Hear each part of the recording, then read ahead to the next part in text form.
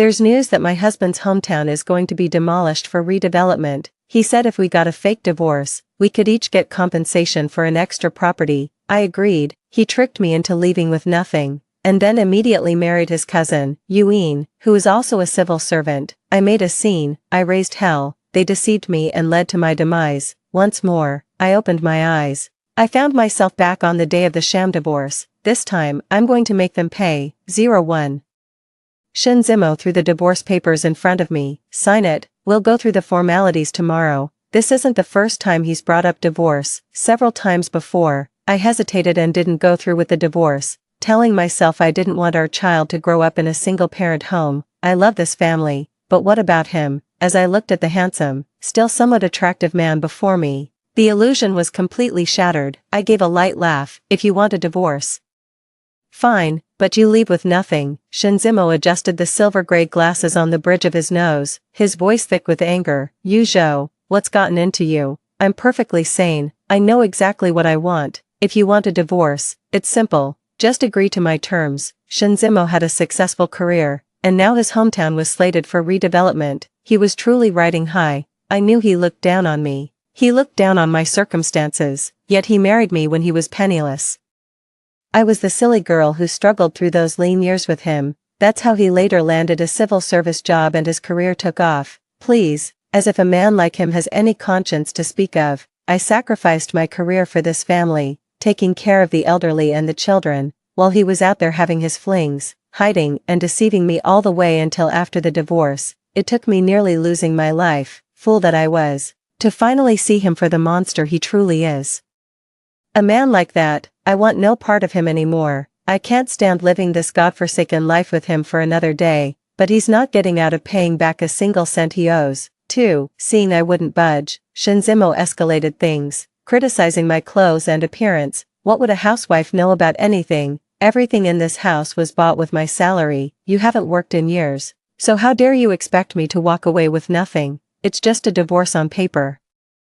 We'll get back together once we have the money, don't you get it? I covered my ears, waited for his tirade to end, and said calmly, my turn to talk. Go ahead. Shinzimo felt a deep sense of frustration, like punching cotton, utterly powerless to make sense of it or take control. Without even glancing at the divorce papers, I tore them to shreds. I don't get whether you mean a real divorce or a sham one. If you want a divorce from me, you'll have to agree to my terms, otherwise, drop it.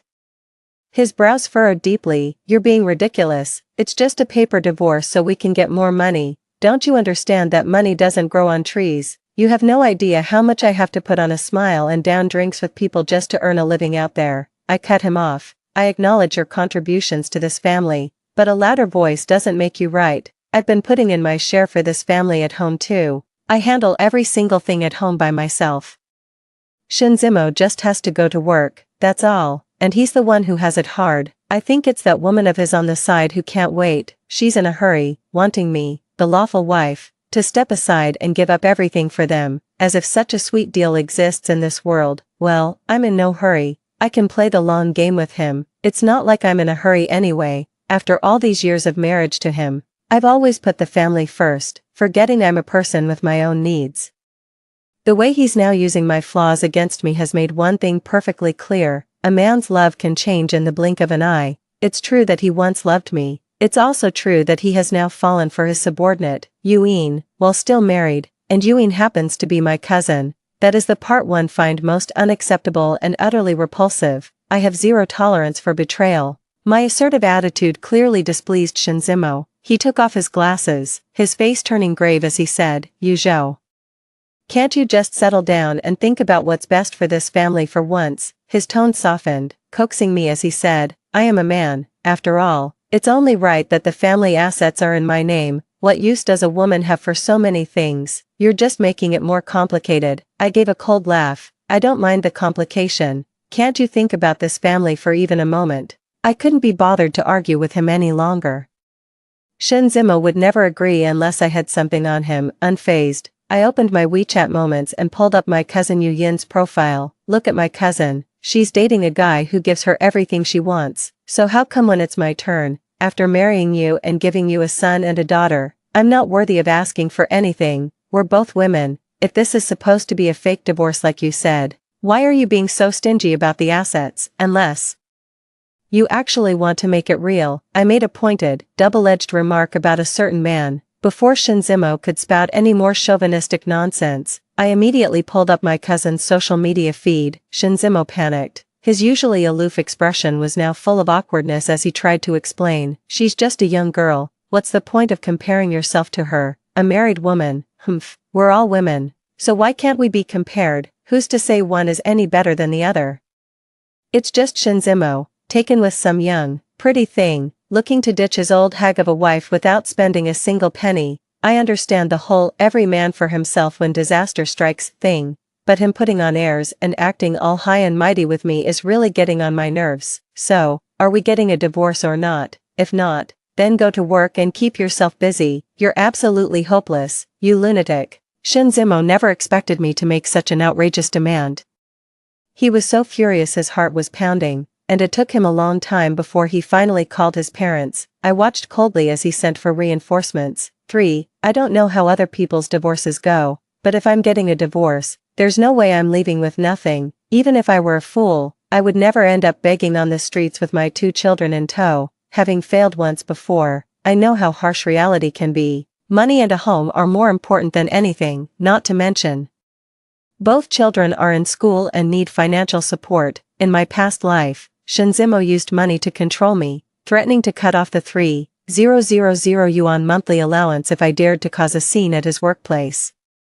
As a stay-at-home mom, my job options are already so limited, and that's without even mentioning my eldest daughter, who's autistic and needs medication. But really, my children are wonderful. My eldest, Shin Menghua, might be a bit on the spectrum and not much of a talker, but she has a real gift for painting. She can get so lost in her own world that she won't leave the house for days on end. Shinzimo did not care for his introverted eldest daughter. His preference lay with his second son, Shin Guodong. Shin Guodong took after his father, a renowned child prodigy. He had a penchant for tinkering with all sorts of odd gadgets from a young age, showing a particular fascination with computers. It's a shame, really, that neither of my 2 remarkable children could win Shinzimo's affection. Oh, he just loves to flaunt his civil servant status whenever he's out in public. At home, the moment I ask him to lift a finger, he starts putting on his big-shot executive act.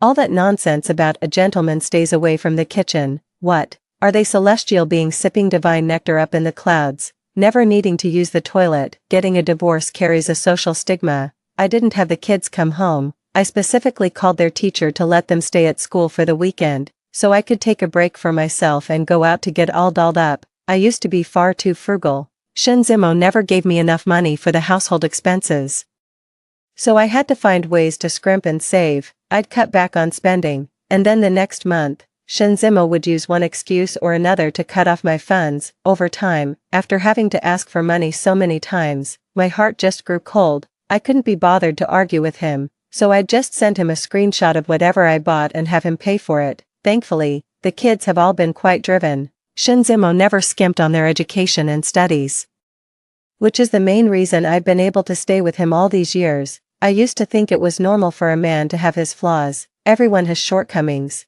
Who would have thought that the more I scrimped and saved, the more he'd act like a jerk? Who could have guessed Shinzimo was spending all his money on other women? So, why on earth should I be the one saving? I should just spend to my heart's content. First, I'll go to the jewelry store and pick out a multi-gem gold bracelet for myself. It dawned on me that after all these years of marriage, we don't even have a decent piece of jewelry. My cousin, on the other hand, has everything without even being married, and it's all paid for by my husband. I'm determined to pick out the heaviest one, just to make a point. Waiter, I'll take that pair of dragon and phoenix bangles you have. Yes, exactly. I'm interested precisely because it weighs over 100 grams. It's fine. I'm not afraid of the gold being heavy. I'm afraid it's too light. That would just feel disappointing. Hello, ma'am, that will be 98,000 on the card. The moment I swiped Shinzimo's card, all the unpleasantness from our earlier argument melted away, and I forgave him. It's fine. If a man loses me, at least he still has his gold. When Shinzimo saw that huge charge, he was absolutely livid. He came back with his parents to confront me. The house feels so empty and quiet, not even a meal is being prepared. He called me.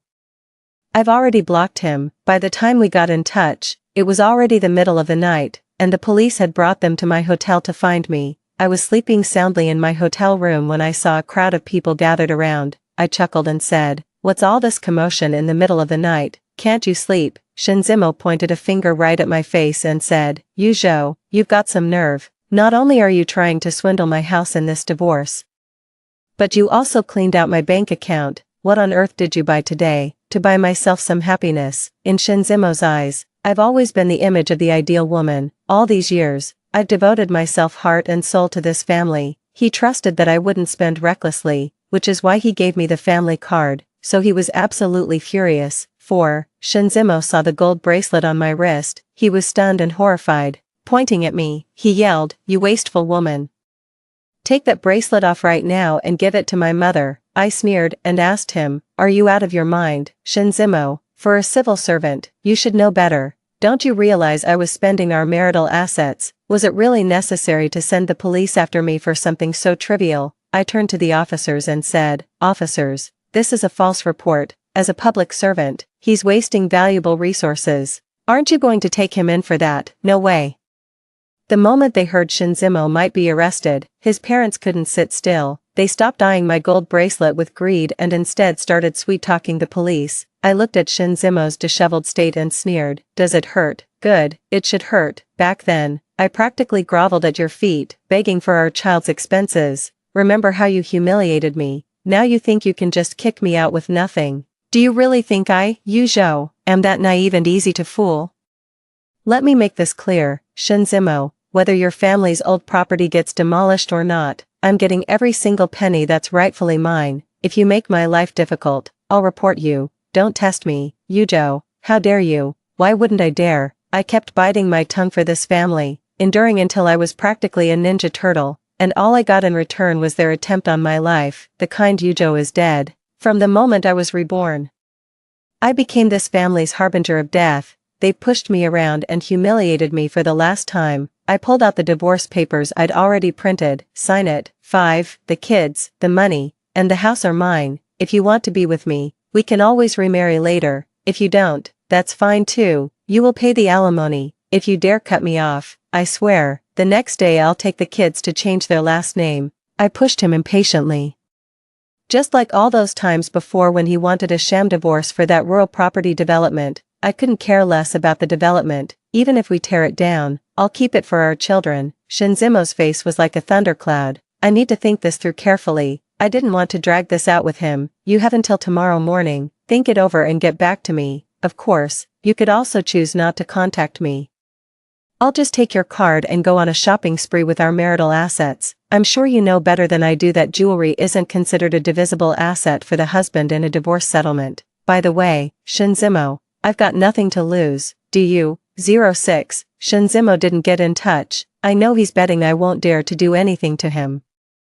The family does rely on his income, but that didn't stop me from gathering evidence to find his dirty little secrets. I installed surveillance cameras in both the house and the car. Soon enough, I caught them in a frantic, steamy session in the car. The whole scene was like something straight out of a heavily censored Japanese adult film. I was utterly disgusted as I reviewed the evidence before handing it over to my lawyer. After leaving the law firm, I had barely made it to my doorstep when Mrs. Shin slapped me to the ground, blood trickling from the corner of my mouth. She shrieked at the top of her lungs, calling me shameless, which attracted the attention of many neighbors from upstairs and downstairs. Everyone gathered around to watch us. Shin's mother pointed at me and shrieked, "I can see you've got someone on the side. You don't want to make a proper life with my son, and now you're trying to swindle a house out of our family. Why don't you just go sell yourself, Pa? Listen here, Yujo, you can get that divorce if you want, but you won't get a single penny or brick from this family, not 1 cent. I've been around a lot longer than you, girl. You think you can threaten my son with those papers of yours? Dream on. I'll scratch your face to ribbons." Shin's mother was notoriously foul-mouthed and vicious. She's sharp-tongued and has a nasty way of putting things. All those years as her daughter-in-law, I felt constantly stifled by her and even ended up on antidepressants for several years. For much of the time Shinzimo and I have been together, his mother has been the source of our unhappiness. She's notorious for being difficult and making life hard for people. If the meal wasn't to her taste, she'd make me cook it all over again. If the machine-washed clothes weren't clean enough, she'd insist I scrub them by hand. I washed and washed, over and over, until my hands got frostbite in the winter.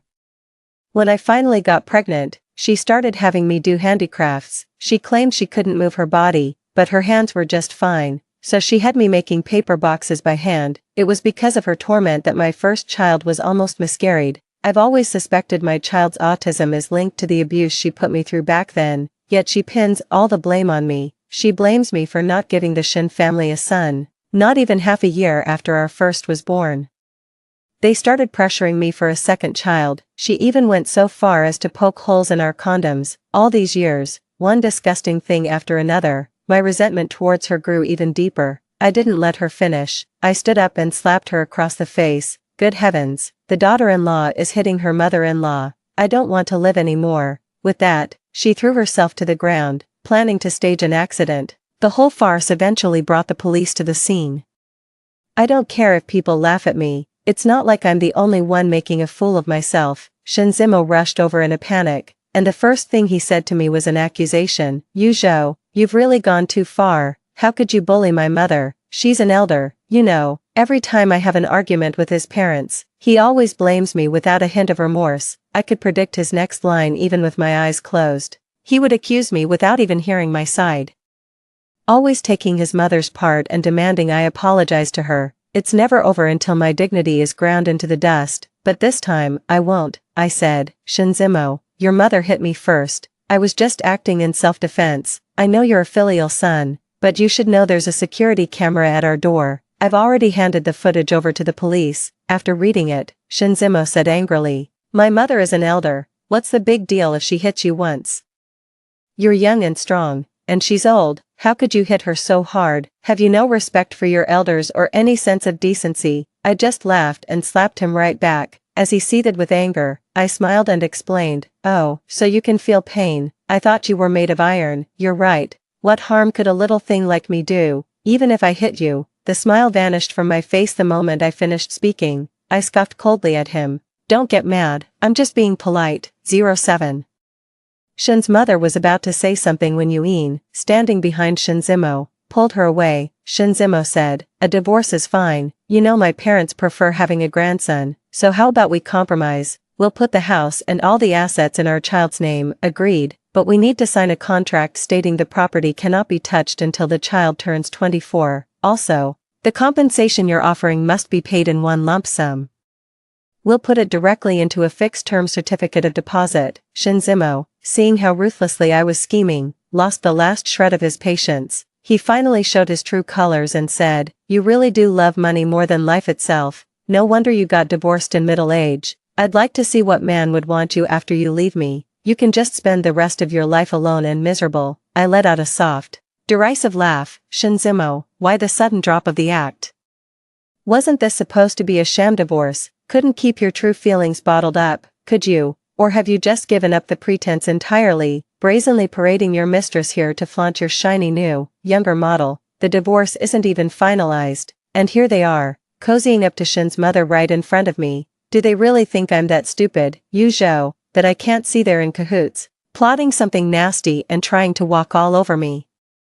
I strode purposefully towards Yuin. Shinzimo tried to grab me, but missed. Instead, he lost his footing on the slick floor and landed flat on his face. Yuin was wearing a sexy purple gown, her skin as fair as snow. No wonder Shinzimo always said I wasn't pale enough and my chest wasn't perky enough. So, he's into the big-chested type. Makes sense. The dutiful wife and mother can't compete with the allure of a wildflower on the outside. I stood before Yuin, sizing her up. Yuin greeted me with a beaming, feigned innocence. Cousin, fancy meeting you here. I found the whole situation utterly ironic. Cousin, are there no other men left in the world? Anyone but him? Why must you set your sights on my husband? Oh, cousin, don't be so harsh. Everyone in the whole county knows how well you've trained your husband over the years. I'm just your little cousin wanting to enjoy the fruits of your labor. That's all. No need to put it so bluntly. What do you mean stealing? Shinzimo was set up with me first all those years ago. I just wasn't interested back then, and now I am, years later. That's fate. Look how well suited we are. Even if the three of us went out together, people would think we were the married couple. You were just a temporary placeholder. Now everything is back with its rightful owner. and you even got a property out of it. By all rights, you should be thanking me for playing matchmaker. To steal your own cousin's man and then describe the affair in such a lofty, romanticized way, it's genuinely nauseating. Unable to comprehend, I voiced my confusion. Yuin, are you and Shinzimo truly in love? Cousin, I really don't like the way you're talking. We're all adults here. There's no such thing as first come, first served. It's finders keepers. Your husband is a hot commodity now that his hometown is about to be demolished. If you're really that generous, just let me have him. As soon as she said this, Shinzimo, who was not far away, called out to her, Yuin. Yuin instantly turned coquettish, pleading in a soft voice, I'm sorry, I just saw how harmonious your family is, and I thought there was no point in dragging things out. It's better to break up sooner rather than later. It would be a relief for everyone. Her selfless consideration and gentle, whispered words melted Shinzimo's heart. He soothed her, saying, I don't blame you. It's just that your cousin is beyond help right now. Don't spend too much time with her, or you might get hurt. I'll do as you say. With a voice sickeningly sweet, Yuin planted a loud kiss on Shinzimo's cheek. The two of them got into the car together, watching their little, happy family from outside. I was suddenly seized by a wild urge to laugh hysterically. How did I not notice Shinzimo's change of heart in my past life? They flaunt their affection in front of me without a shred of shame, just to see me humiliated and miserable. Well, I refuse to give them that satisfaction. I'm going to strike back at the very moment they're feeling most triumphant. I yanked the car door open, hauled Shinzimo out with all my strength, and slapped him across the face several times.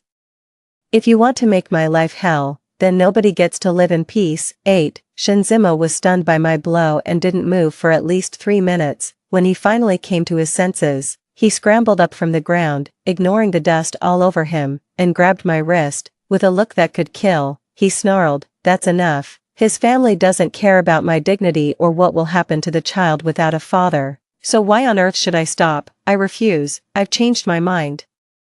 I know about the affair. Drop the act. Listen up. If you want a smooth pregnancy for Yuin and that baby, then the divorce terms are mine to set. The house, the car, the savings, they're all mine, not a single thing less. As for your demolition business, do whatever the hell you want. Shinzimo warned me, you've gone too far. I'm just too soft-hearted. Always trying to save face for others is what makes people think I'm an easy target. From this moment on, I'm done holding back. I took out the evidence I had and played it for Shinzimo to see. I trust he's smart enough to know which choice to make. Just as expected, Shinzimo panicked. His voice softened. Yuin, you actually went and installed surveillance at home and in the car. I underestimated you. But don't forget we have children. Are you really determined to drag this out until we're both ruined? If you escalate this too much, it could cost me my job and affect the children's education. How about we split things this way? You take the house and car, and we divide the money equally. I promise I won't let my parents bother you. Both children must be under my custody, not a single one less. I said, my second son, Shin Guodong, is a boy. My parents, well, that's going to be a tough one to handle. At this point, he still wants to haggle with me, so I cut straight to the chase. Don't play the doting father. How many days have you actually spent raising this child? If you really want a son, you can have Yuin bear you 8 or 10 of them. Well, you two are the real deal anyway. Shinzimo hesitated, seeing him waver. I pressed my advantage. Since you're unwilling to compromise, I'll have no choice but to have my lawyer reclaim my marital assets from my cousin. Don't. Shinzimo snatched my phone, hurled it to the ground, and stomped it to pieces, saying, I agree, the house and the car are yours, and we'll split the money 50-50. I nodded in satisfaction and pulled out a voice recorder from my pocket as proof. A promise is a promise. The child agreed to give it all to me, and I trust you'll keep your word. See you at the Civil Affairs Bureau tomorrow. This is my final warning. If you don't agree, we'll see each other in court. 09. Shinzimo arrived at the agreed-upon location bright and early the next day. We took care of all the paperwork right after we met. Even though the divorce certificate would take a month to finalize, I kicked him out of the house that very day. Yuin came with him to pack up his things. Without Shinzimo around, Yuin doesn't even bother putting on an act in front of me. Cousin, take a good look at yourself, then look at me. What makes you think you have the right to compete with me? Back then, all it took was a casual word from me for him to start pursuing you. Now, I just have to crook my finger. And he's willing to divorce you for my sake. How pathetic can you be? If I were you, as a woman, I'd rather walk out and find a block of tofu to bash my head against. She flaunted her hand. See how this 18-karat diamond sparkles? Your husband bought it for me. I bet he never gave you anything decent either. Otherwise, you wouldn't be in such a pathetic state that you're getting a divorce. Oops, I shouldn't have blurted out the truth. Is cousin going to make a scene now? Come to think of it, cousin really is worthless. Yuen was strutting around like a peacock, bragging about how wonderful Shinzimo was to her, completely unaware that I couldn't care less. It cost me a life to truly see someone for who they are. What's money, anyway? I told myself it's never too late to wake up and see the truth. In response to my cousin Yuyen's attempts to stir up trouble, I said calmly, "Congratulations on picking up the man I threw away. With his 3-minute stamina in bed, only you enjoy pretending he's so strong and amazing. I don't have your talent for such convincing performances. May you two be stuck together forever and never inflict yourselves on anyone else." Yuen was seething with rage, her face red and neck taut. Just as Shinzimo emerged carrying his luggage, her eyes welled up with tears as she said plaintively, "My cousin is bullying me. I'm so heartbroken. All I wanted was my cousin's blessing. But she called me shameless and said I was putting on an act. I'm really not that kind of person. I just fell in love with a man, that's all. Wah, I regret it so much. I never should have gotten together with Zimo." "Inin, don't be upset," Shinzimo said, shielding the young woman. "I got goosebumps all over. I genuinely suggest they should try their luck in showbiz. The way they performed that heart-wrenching, tragic scene was so masterful. You'd think I was the villainous monk Fahai." I pointed at the red dot on the potted plant nearby and said, "The surveillance camera is right there, capturing everything in crystal clear detail. Would you like to see the footage?" The two of them fell silent. I said with a cheeky grin, "How about I make a copy of your old lovey-dovey videos and send them to you for a little trip down memory lane?" Yuen wished the ground would just swallow her up. After we left, she threatened me, "Cousin, since you're getting a divorce, you need to learn to keep your distance. He's my man now. In the future, if you have anything to discuss, you run it by me first before contacting him. And don't even think about trying to get a piece of his family's future compensation. Stay out of it." "Seriously, I'm not crazy, would willingly be the other woman for love," I fired back. "You think everyone has no standards like you, that any man will do." A month passed in the blink of an eye. We swiftly and efficiently filed for divorce. I smoothly sold our marital home and bought a house in a good school district near our 2 children's school. Being near my child puts my mind at ease. To give myself something to hope for, I started buying lottery tickets. In my past life, being short on money, I was always drawn to the high-risk, high-reward game of double color ball. For just 2 yuan, a tiny lottery ticket lets you dream of winning 5 million. I remember the lottery number 237 perfectly. It just so happens to be my eldest daughter's birthday. It's also a number I bought many times. The lottery shop owner didn't pay it any mind. Over the years, we've become familiar faces, sharing our domestic woes and trivial troubles during those lean times.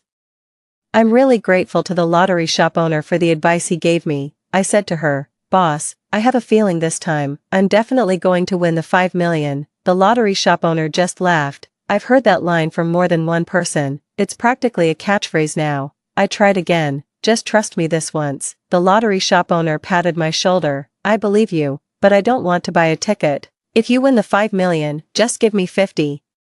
And those words came true. I actually won the $5 million jackpot. The lottery shop owner is absolutely sick with regret. When she received the $50 red envelope I sent her, she wished she could turn back time to when I tried to convince her to place a bet with me. It feels like my life is just beginning. Not long after winning the lottery, my eldest daughter and son both shared wonderful news. First, my eldest daughter's painting won a national award in a competition, taking the top prize, which secured her direct university admission. My son was also granted early admission to a prestigious university in the country. With the weight off my shoulders and some extra cash on hand, I started dabbling in investments. I turned my past experiences into a novel. To my surprise, this simple, unadorned story of self-redemption sold quite well and even caught the eye of a production company, who expressed interest in adapting it for television.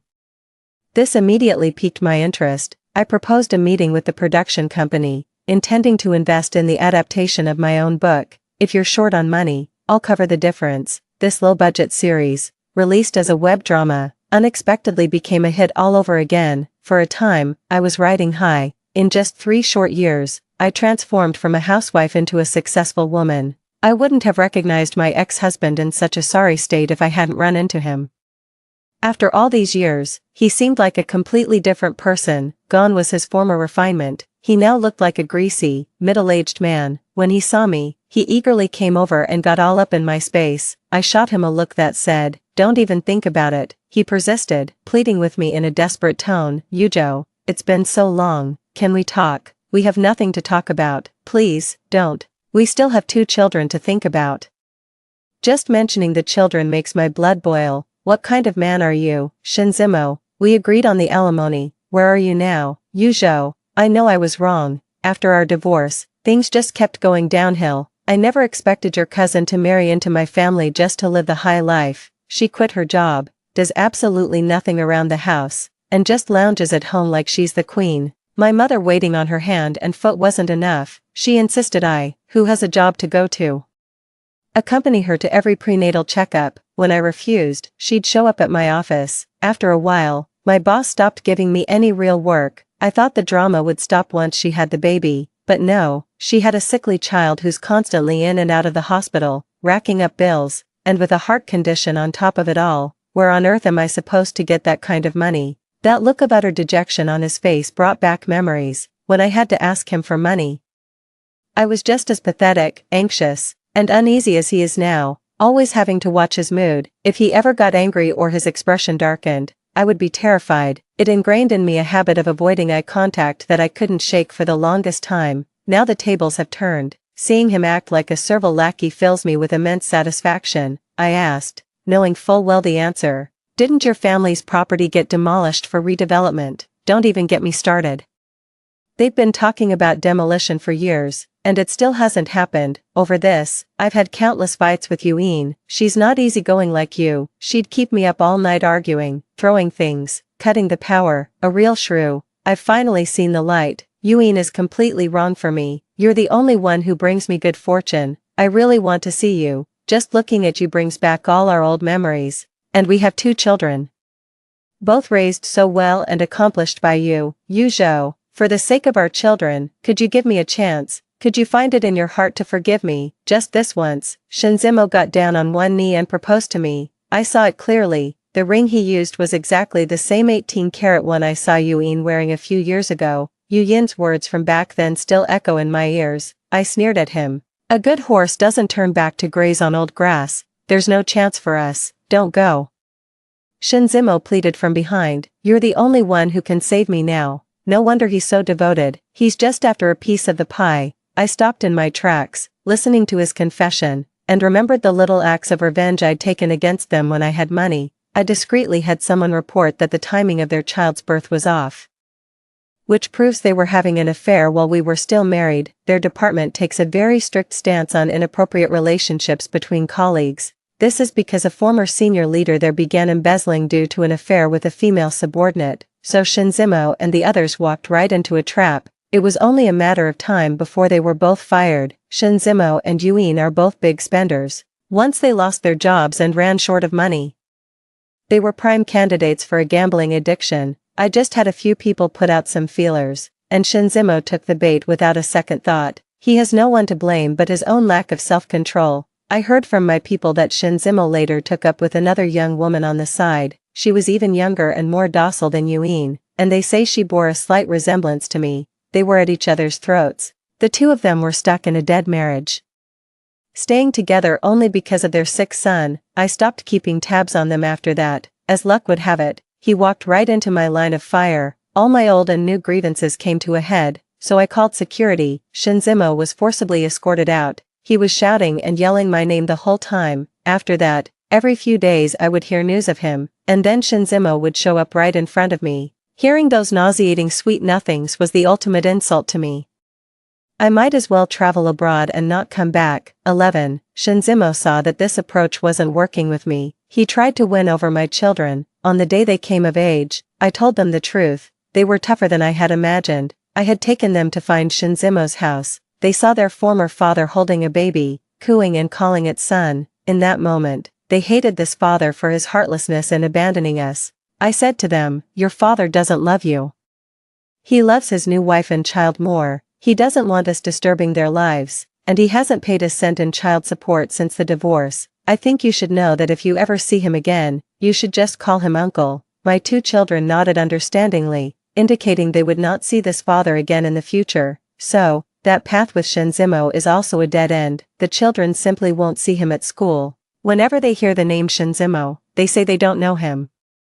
Ask their father. Answer, he's long gone. Shinzimo couldn't find us, and I thought he'd given up. To my surprise, Yuin started looking for me too. After I returned to the country, there was a family gathering. Every time Yuin sought me out for a chat, she couldn't help but flaunt her sense of superiority. "Cousin, all your current success is thanks to our Zimo. If he hadn't been so generous, giving you the house, the car, the money, where would you be today, honestly? Now that you're doing so well for yourself, it's time you gave something back to us." Hearing that made my blood boil. Back when Shinzimo and I got divorced, she was the one who said not to drag things out. I even blocked his number. She actually had the nerve to get people to slander my reputation, saying I'm impure and spreading rumors everywhere that I'm an old maid nobody wants. Now that she sees I have money and status, she wants to cozy up to me, as if the world works that way. How can she be so shameless? Before I could even start cursing, some distant relatives looked at me and asked, puzzled, "I distinctly remember your husband used to be Shinzimo. When did he become Yu Yin's husband? This whole situation is such a mess. Aren't you cousins worried about catching something?" Divorce is hardly something to be proud of in the first place. Only a handful of relatives knew about my divorce from Shinzimo. Most of the family still thought we were together. Which is how this whole misunderstanding started. "Wait a minute, Yuin, you said you married a divorced man who's also a civil servant, just like you. Don't tell me you stole your own cousin's husband. You're shameless enough to be the other woman and steal from your own family. How come your parents haven't beaten you to death?" Everyone was chiming in, their words making Yuin wish the ground would swallow her whole. Seizing the moment with all the relatives present, I clapped my hands and said, "Thank you for your concern, everyone. I should clarify here that Shinzimo and I have been divorced for quite some time." Someone started it, and then they poured a glass of wine over Yu Yin's head. The crimson liquid soaked her, and she left dripping wet. Then, everyone chimed in, saying she deserved it. 12. I couldn't help but feel it was a real shame Shinzimo was missing from the crowd. His presence would have made the ceremony feel complete. After leaving the banquet, I was surprised to run into Yuin again at the hotel entrance. Now wearing a completely different outfit, she stood alone and aloof in the wind, shivering. Upon seeing me, it was as if she switched to combat mode, snarling at me, "Don't you look so smug. I know this is your scheme today. You just want to humiliate me in front of our relatives. Since we were kids, you've never been better than me at anything. So how come the man you found gets to be everyone's role model? I despise your vanity now. Let me tell you, if I could steal from you once, I can do it 1,000 times over." I laughed at her naivety, and with a mocking tone, I pulled out my phone from my pocket and handed it to Yuin. "Well, look at this. This is the man you stole. See what he's up to now. He said every moment with you has been agony. How can you still smile? Cousin, this is the worthless man you snatched. Did you think I wouldn't get my revenge? I'm the one who ruined your job. Now your marriage is falling apart too, isn't it? Look at your man, sneaking around with another woman behind your back. I even have a video of them, getting intimate. Would you like to see it?" One piece of evidence after another, all irrefutable proof of Shinzimo's infidelity. When it comes to a man cheating, it's either 0 times or countless times. Yu Yin's eyes nearly popped out of her head in disbelief. Through her tears, she kept repeating, "It can't be. He promised me he wouldn't go back to that home wrecker. He lied to me. He lied to me. He's a filthy liar." Well, he had a history of this to begin with. I chuckled at her naivety. Believing in a man's loyalty is about as likely as pigs flying. Watching them go from lovey-dovey to at each other's throats was a thing of beauty. After setting this up for so many years, it turns out I have a real knack for villainy. The feeling of calling the shots, of having the bad guys under my heel and getting their just desserts, is simply exquisite. There's no denying it. Once you get a taste of power, you never forget it. 13. Yuin took my phone to call Shinzimo. The moment the call connected, Shinzimo's sweet nothing started pouring out. Yu Yin's face turned ashen.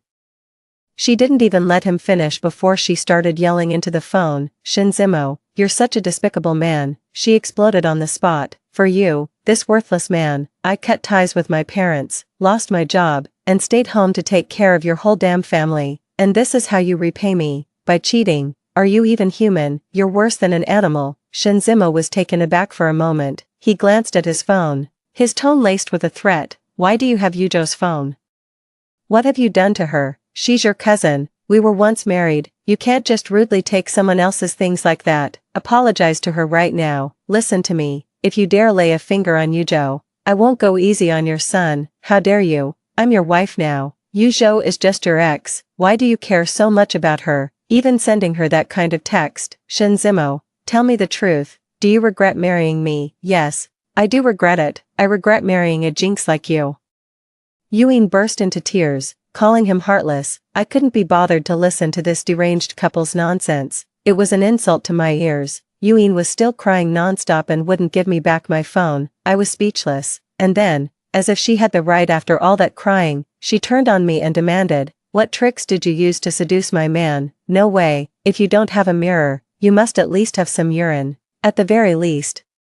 Take a piss and see what a mess Shinzimo has become. Who would even look at him twice?" "People really do laugh when they're at a loss for words," I said. "I don't. I have a boyfriend. I mean it. You have to swear. You don't like Shinzimo." She was being completely unreasonable and impossible to talk to. I swore. "I'll meet a man 10,000 times better than him. I'll make Shinzimo eat his heart out with regret, rot from the inside, and spend the rest of his life bedridden." 14. The next day. My parents heard about what happened with us. After I told them, my mom laughed so hard she nearly doubled over. "No wonder there was a commotion at your cousin's place next door last night. I bet the couple was fighting again. I heard it was a real mess this time. An ambulance even showed up first thing in the morning." "Sweetheart, I'm telling you, Shinzimo is a wife beater. He never had this problem when he was with you. Now, at the slightest annoyance, he hits women. Your cousin still won't leave him after he hits her. It's utterly foolish. Our family's relationship has fallen apart over this mess with you too. We should keep our distance from their family from now on." I hung up on my mom, and then a new number popped up on my phone. As soon as I answered, it turned out to be Shinzimo asking to borrow money. The moment he opened his mouth, it was this greasy old man hitting me up for a loan. "Yujo, please, I'm begging you, loan me 2 million.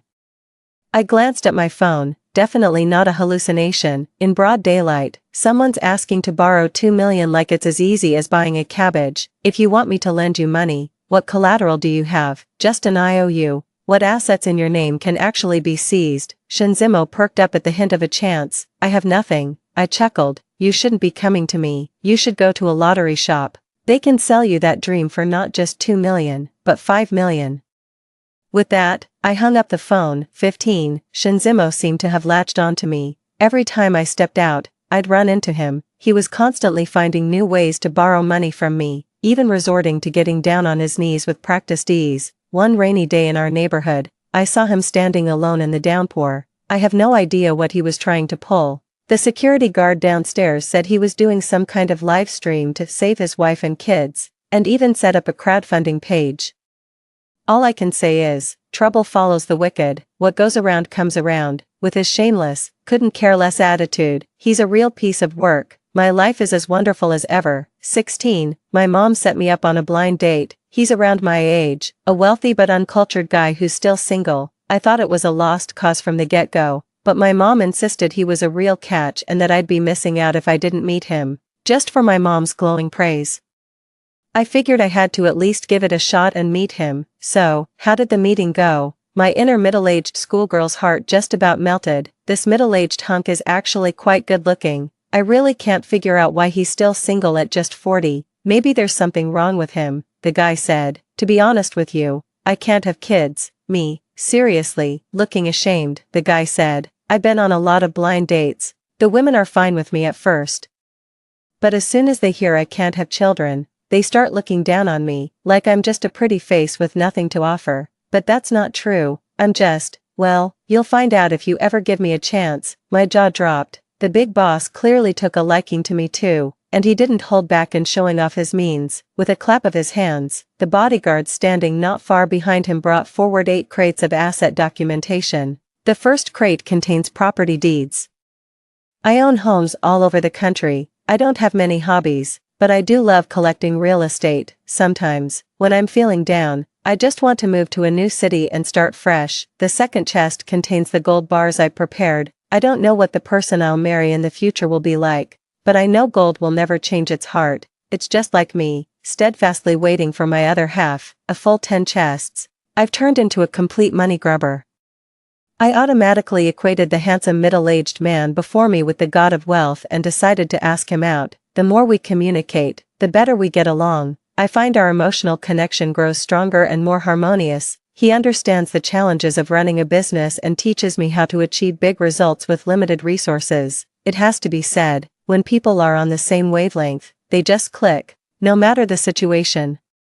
We decided to get married and register our marriage after just 1 month of being together. My big brother indulges my little whims. No matter what I say, he always has my back. He even helped me deal with that big headache. My ex-husband, he truly lives up to my ideal, and my ex-husband Shinzimo is done for. Their so-called demolition project is actually my husband's business. Ever since my brother found out about Shinzimo harassing me, he's been cutting off their resources and targeting him at every turn. Over time, some people started remembering our past and set their sights on Shinzimo. Many concerned individuals inquired as to why the demolition couldn't proceed. The answer they received was unbelievable. The culprit was none other than Shinzimo. The residents of Shin Village had waited so long for the redevelopment.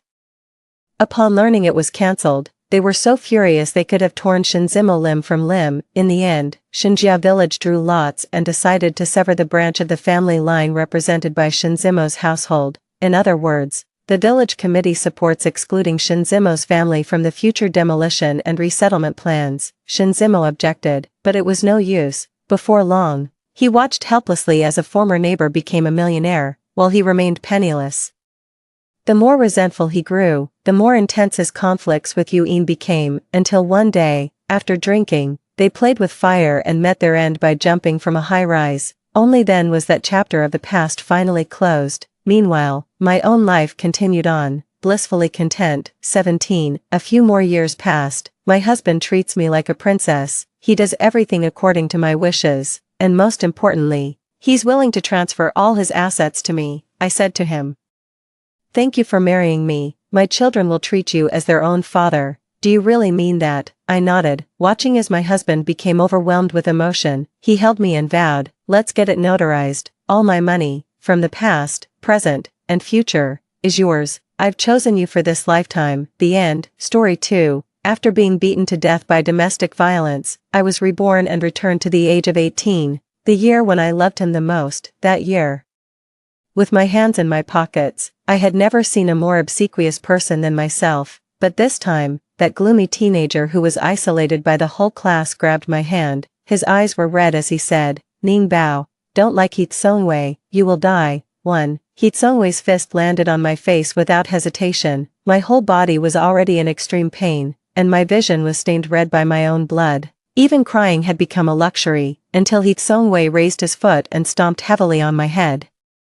"Damn woman, if you like me, then die for me." I finally closed my eyes. My consciousness was in a momentary halt. I moved my fingers and found that the pain all over my body had disappeared. I opened my eyes suddenly. "Heat Songwei." I instinctively shouted out this name, but then I was stunned by the scene in front of me. There were row upon row of desks in front of me, and around me were all the familiar faces from my high school days. They looked at me in surprise, and some were even whispering to each other. On the podium in the front, the head teacher, Lao Hong, was frowning and looking at me. "Wait a minute, Lao Hong, didn't he die of illness a few years ago?" "Lu Yining, it's self-study now. What are you babbling about?" I looked down at myself and saw the school uniform of No. 5 middle school that I remembered deeply. I stretched out my hands, and there were no scars or bloodstains on them. The next second, I looked at the straight-backed figure in front of me. Heat Songwei. In high school, he always sat in front of me. I reached out my hand in disbelief and patted him on the shoulder.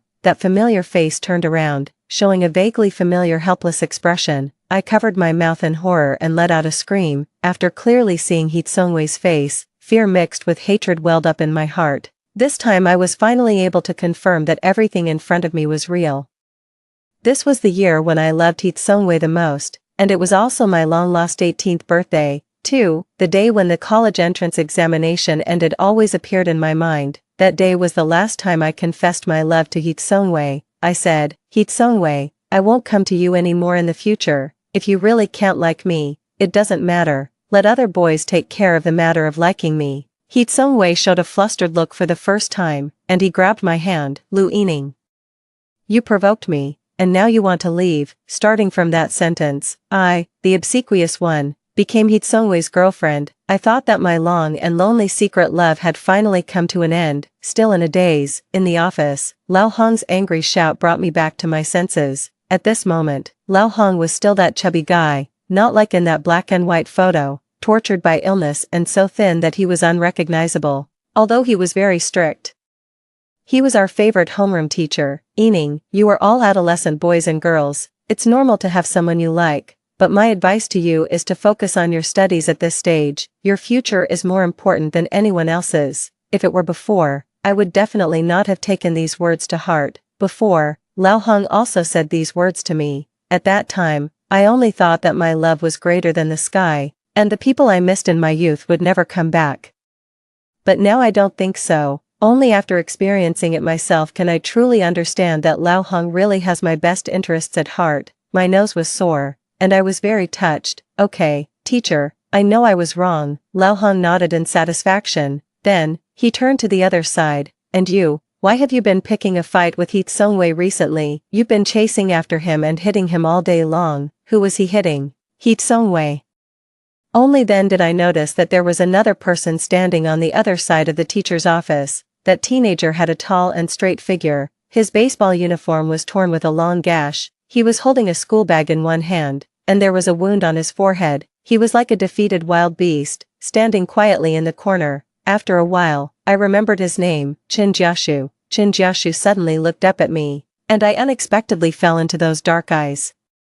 Qin Jiashu was a very special presence in the class. He had a liberal personality, but he was tall, straight, and handsome. He was fierce and ruthless when fighting, simply the standard male protagonist in a campus romance novel. However, although there were countless girls who adored him, no one dared to confess to him, because there had always been rumors that Qin Jiashu's father had a mental illness and had killed his mother with his own hands. One day, the desperate Qin Jiashu carried his mother, who was covered in blood, around seeking help. Despite all his efforts, he couldn't save his mother's life. When this matter spread, it caused a huge stir. Everyone thought that Qin Jiashu might have inherited his father's mental illness, and his love for fighting seemed to be a traceable violent tendency. If someone got too close to Qin Jiashu, it might very well mean facing the same fate as his mother. So, everyone was willing to be polite to Qin Jiashu on the surface, but it was only limited to being polite. The classmates were afraid of him, intimidated by him, and didn't want to get close to him even more. Behind his back, his pitiful life experience sometimes became the topic of conversation among everyone. Qin Jiashu had never explained anything either. In my memory, Qin Jiashu and I didn't have much interaction. And I couldn't remember any contact between him and Hitsungwei. He deserves to die. The teenager in the corner spoke in a gloomy tone. He expressionlessly stretched out one hand and wiped the wound on the corner of his mouth. Lao Hong was drinking water and directly spat it out. The words from Qin Jiashu were quite terrifying, and even the other teachers in the office were startled. Ahem, don't say angry words. You have some minor fights among classmates, and I won't report it to the school. But next time, even if you fight, don't hurt yourself or your classmates. Until Lao Hong finished his lecture, Qin Jiashu and I left one after another, preparing to go back to class. But just as we were going down the stairs, Qin Jiashu suddenly stopped. I didn't stop in time and bumped hard into his back. I rubbed my nose, and tears welled up in my eyes from the pain. Are you crying? Probably not expecting me to look like this. Qin Jiashu was a bit at a loss. Why did you hit Hitsungwei? I didn't answer but asked while covering my nose. So, did you cry because of him? Even standing on a higher step, Qin Jiashu was still half a head taller than me. He looked down at me with lowered eyebrows, and his expression was full of mockery. No, I shook my head. Well done. Take me with you next time. I winked at him and gave him a thumbs up. This time, it was Qin Jiashu's turn to be stunned. 3. I lowered my head and looked at Qin Jiashu's injured fist. The joints there were already red and swollen. Does it hurt? I asked softly. In front of me, he moved his lips, and his eyes were stubborn. No, how could it not hurt? Although I didn't know what it was like to hit someone, no one knew better than me what it was like to be beaten. no matter how tough a person's bones were, at the moment of falling to the ground, the brain would have a momentary halt. It was as if the whole body was briefly pressed with the spacebar when Heat Sung-wei hit me.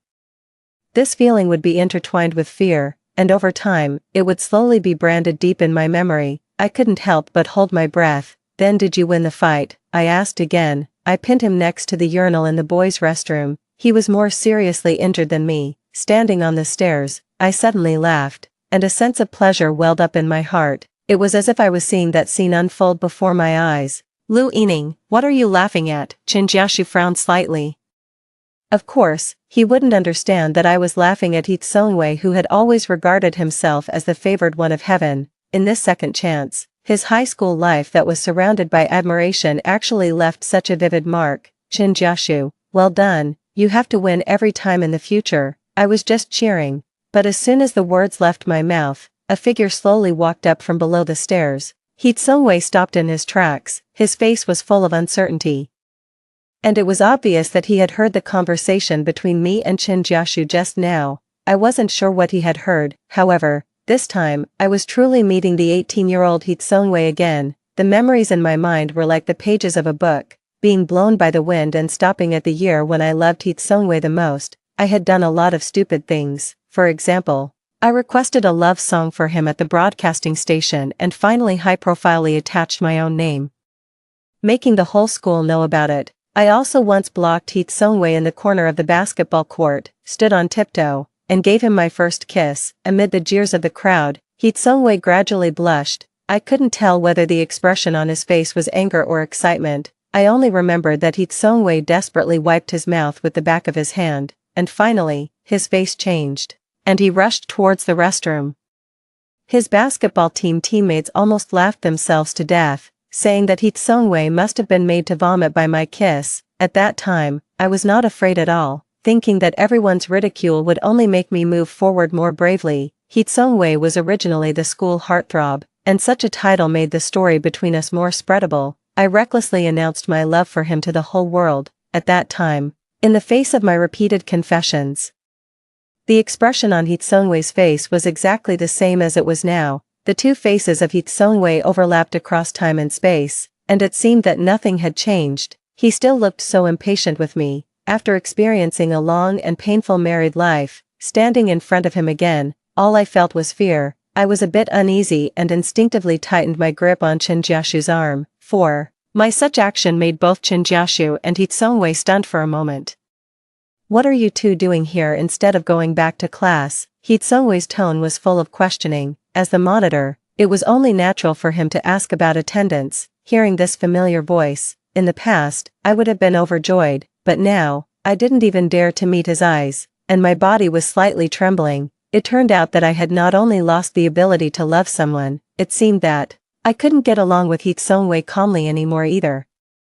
I tried my best to make my voice sound steady. We were just about to go back. You two. Heat Sung-wei raised his head, and his gaze lingered on the hand where I was holding Chen Jiaxu's arm. Lu Yining, you've been acting strange since just now. Why did you suddenly shout my name during the self-study class just now? Heat Sung-wei paused, and there was an inquiring tone in his voice. Are you okay? For a moment, I didn't know how to explain, and sweat broke out on my forehead.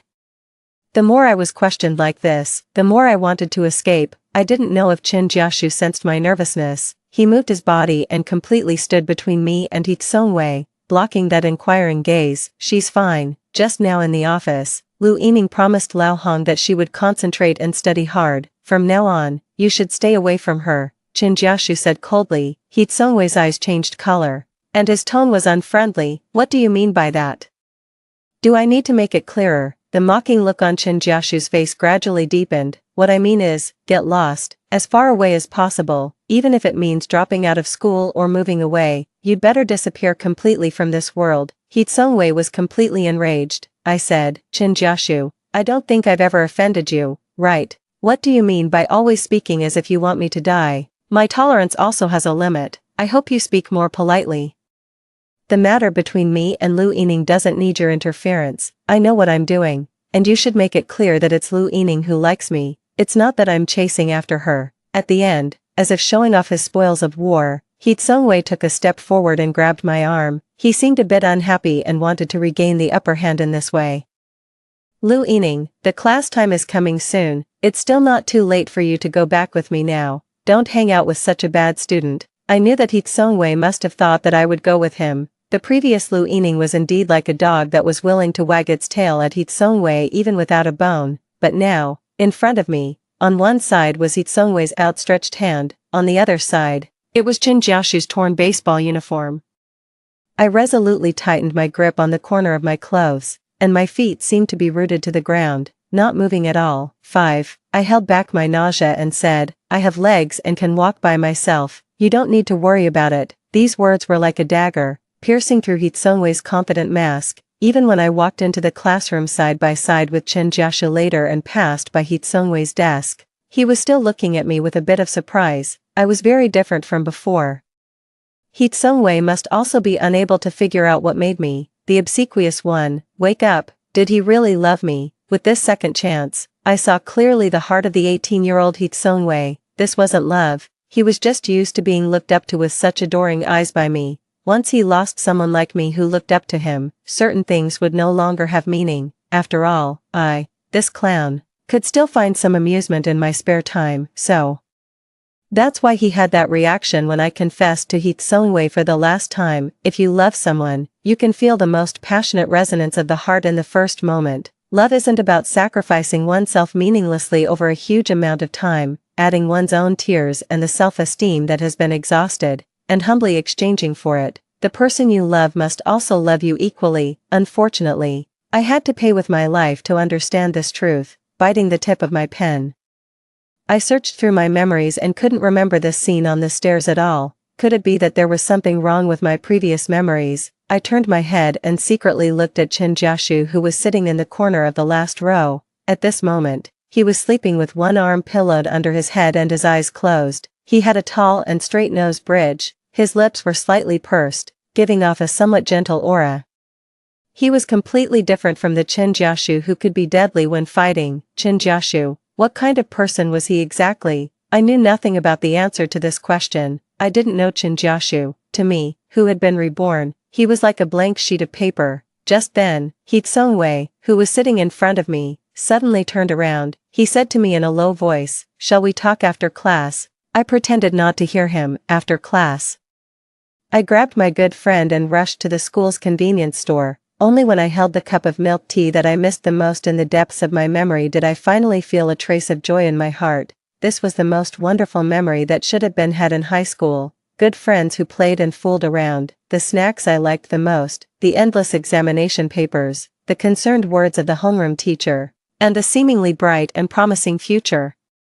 I stood at the door of the convenience store, a bit lost in thought. It turned out that these were the most memorable parts of my youth. 6. Obviously, Hee Sung-wei didn't let me go. He waited at the corner of the teaching building. When he saw me appear, he immediately came up to me. "Stay away from Chen Jiaxu. What kind of good person do you think he is? He's very dangerous." Hee Sung-wei was a bit anxious. People who didn't know the situation might have thought he cared a lot about me.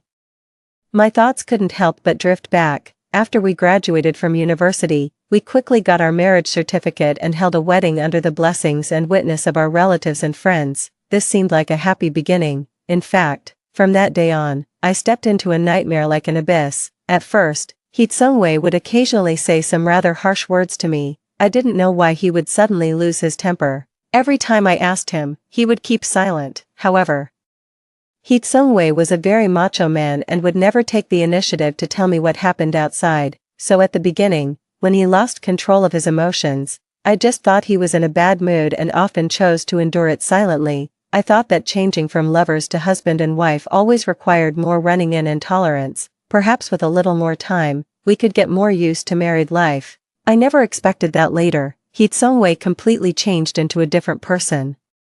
Whenever he was under great pressure, he would be moody. At the mildest, he would abuse me verbally, and at the worst, he would beat and kick me. The most serious time, I was dragged by my hair by him and beaten from home to the elevator entrance. I was slapped until my face was black and blue, and I could hardly even lift a finger. Every time after beating me, Hee Sung-wei would seem to wake up completely and hug me while crying bitterly. He said he didn't know what was wrong with him.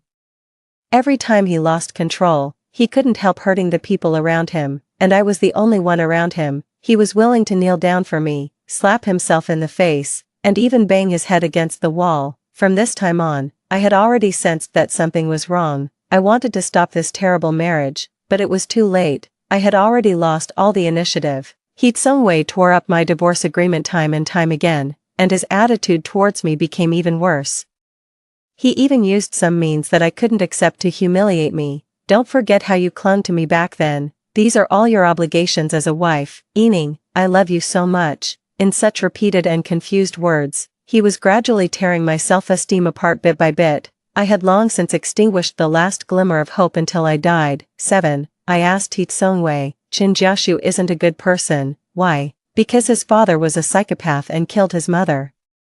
Chin Jiashu is the child of a murderer. Hee Sung-wei paused and then said, they say the offspring of a mouse can dig holes. If you get too close to him, what kind of good ending do you think you'll have? I took a step forward, getting very close to Hee Sung-wei. The faint smell of laundry powder on him lingered in my nose. In the past, such a scene would have made me wake up with a smile in my dreams, but now, I felt like vomiting. Then what about getting close to you? I smiled and said. Will I die? His face changed, as if he was offended and extremely unhappy. What are you talking nonsense about? Lu Ening, I'm caring about you. Don't take my kindness for ill will. Hee Sung-wei took a deep breath, as if trying his best to hold back something. I know that my constant rejection of your confessions may have made you feel embarrassed. I interrupted him. I don't like you anymore. The atmosphere turned awkward, and there was a momentary stagnation for a few seconds. You, what did you say? Hee Sung-wei couldn't believe my words and slowly widened his eyes. I gripped the milk tea tightly and said word by word. I said, I don't like you anymore. We shouldn't have any more contact with each other in the future. After saying these words, somehow, the huge stone that had been weighing on my heart seemed to have finally landed. It was as if I had finally given a clean and straightforward account to that dead self. It was also like finally putting an end to that failed marriage with my own hands. Hee Sung-wei's expression was stunned, just like when he heard that I was about to withdraw from this one-sided love after the college entrance examination. Lu Ening, what trick are you playing on me this time? Are you using retreat as an advance? I'm not falling for this. If you don't fall for this, then go to hell. Sure enough, this person still believed that this was another way for me to attract his attention. I slowly opened my mouth and said, remember, in the next few years, there will be a popular internet term called ordinary but competent man. It's generally used to describe an ordinary yet competent boy, which is quite similar to your current state. Hee Sung-wei said unhappily, do you mean that I'm ordinary? I increasingly felt that I was blind back then. I didn't want to continue this meaningless conversation, so I turned around and left, but I didn't expect that Chin Jiashu had been behind me all along. I blinked. Chin Jiashu's bright black eyes were fixed on me. With a hidden smile, he took the cold cup of Xiangpiopio milk tea from my hand with one hand and took out a cup of warmed milk tea from his baseball uniform with the other hand. Chin Jiashu handed me the warm cup of milk tea. He seemed to be in a very good mood. When he looked at Hee Sung-wei over my shoulder, his eyes were provocative, but he gently curved his lips. The young man's expression was unrestrained and confident, as if he had just won a silent victory. In my puzzled gaze, Chin Jiashu lowered his head and took a sip from the straw of the cold milk tea. My heart stirred slightly, but I had clearly drunk from this cup just now. 8. Seeing Chin Jiashu come over, looking like he was backing me up, Hee Sung-wei left in a huff. Before leaving, his eyes swept heavily over the cup of milk tea in my hand. I was a bit touched and also found it a bit funny. Why did Chin Jiashu seem like Hee Sung-wei's sworn enemy? Every time, Hee Sung-wei seemed to care a lot about him. If I hadn't returned to the age of 18, perhaps Chin Jiashu and I, after this intersection in high school, would have embarked on completely different life tracks, and the chances of us meeting would have been very few.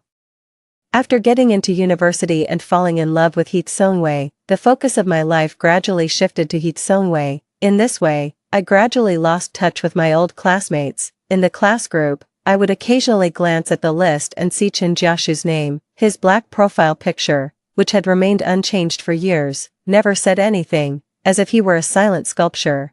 I had also vaguely heard that Chin Jiashu was the one who had the worst life among our classmates.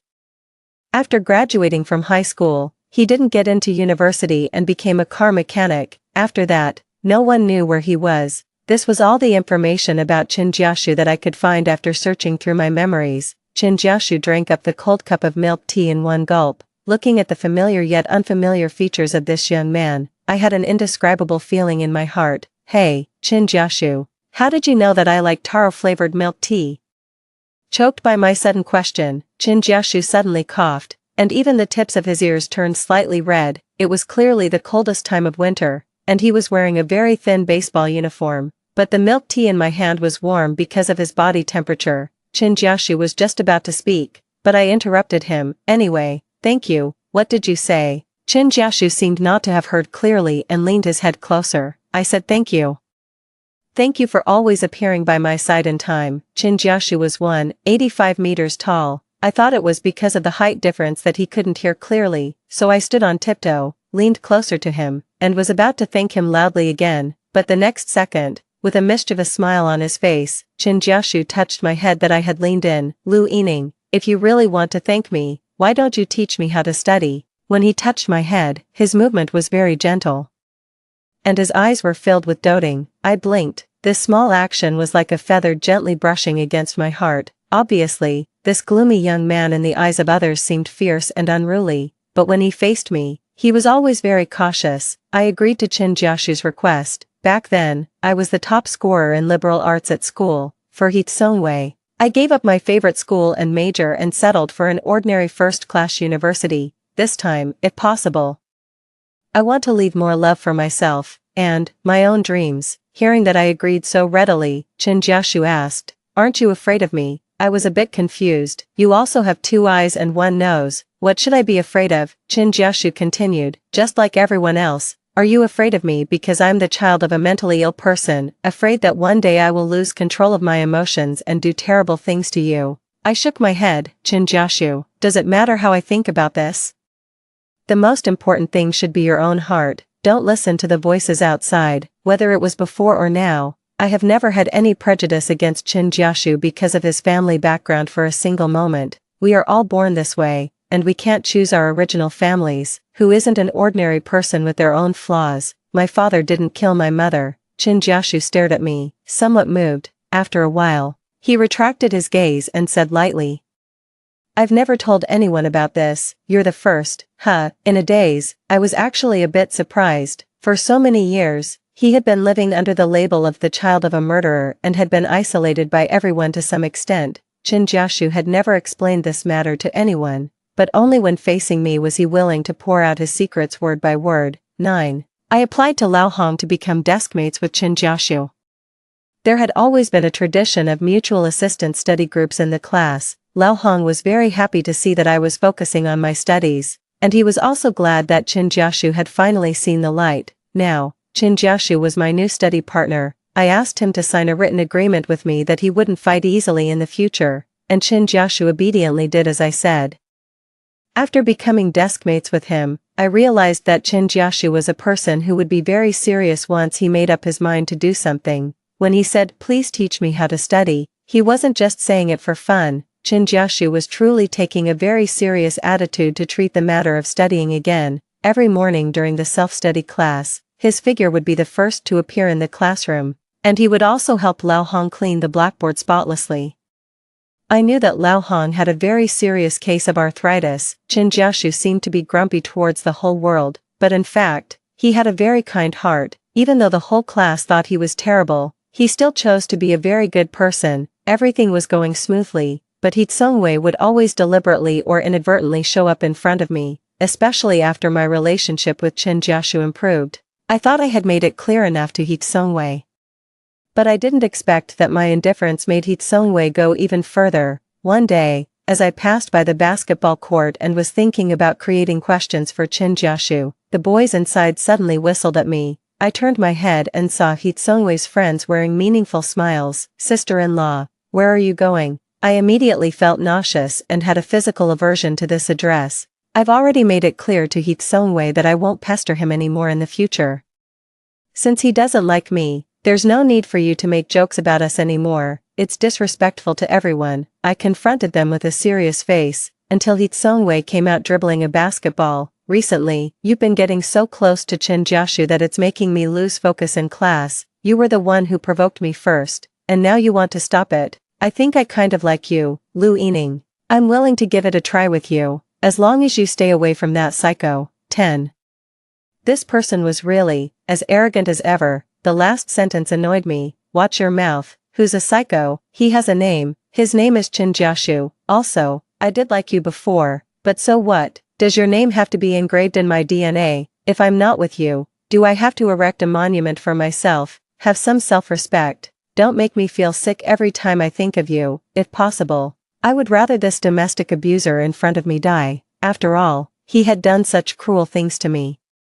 Why should it all be written off like this? But one can't just immerse oneself in hatred. I'm very lucky to have been given a chance at a new life, so I shouldn't waste my time hating He Tsungwei. He's already a piece of trash, and I will definitely not throw my brand new life into the trash can again. My words irritated He Tsungwei, and his face immediately fell. He slammed the basketball heavily at my feet. Bang! The sound of it hitting the ground was so loud that I was startled and stepped back.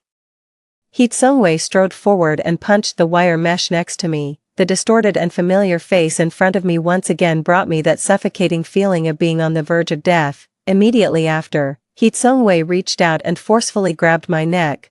This was the first time he had torn off the so-called school heartthrob mask and exposed his true and ugly face. Brother Tsung, Brother Tsung. The group of his friends beside him also panicked and quickly rushed over. Trying to pull his hand away, the fear in my heart welled up again, and I felt nauseous and wanted to vomit. But this time, I still tried my best to keep my eyes wide open and make myself look clearly at He Tsungwei's face. He Tsungwei didn't stop. Instead, he increased the strength. From an angle that only I could see, his expression was gloomy and terrifying. The air in my abdomen was almost being taken away. I opened my mouth and, with all my strength, bit down hard on his hand. He Tsungwei shook off his hand in pain, and I finally got a chance to catch my breath. People who get close to a psycho are really unlucky, I heard He Tsungwei say extremely contemptuously. At this moment, he had become the He Tsungwei who had beaten and kicked me again. All the nightmares broke free from the cage of my memories once more, until He Tsungwei swaggered away. I hugged my arms, squatted on the ground, and gasped for breath. When I summoned up the courage to bite him just now, there was anger in my emotions, as well as fear that I forcefully suppressed. It turned out that after being beaten for a long time, when I returned to a familiar situation again, there would still be a physiological reflex. My tears still involuntarily rolled down. More and more classmates stopped to watch, and a sense of helplessness gradually surrounded me. Those scenes of being loudly humiliated by He Tsungwei with words, and being beaten to a pulp on the ground by him, which had attracted the neighbors to come out and watch the excitement, those scenes that I had scarcely forgotten, all came back to my mind. Would anyone come to save me,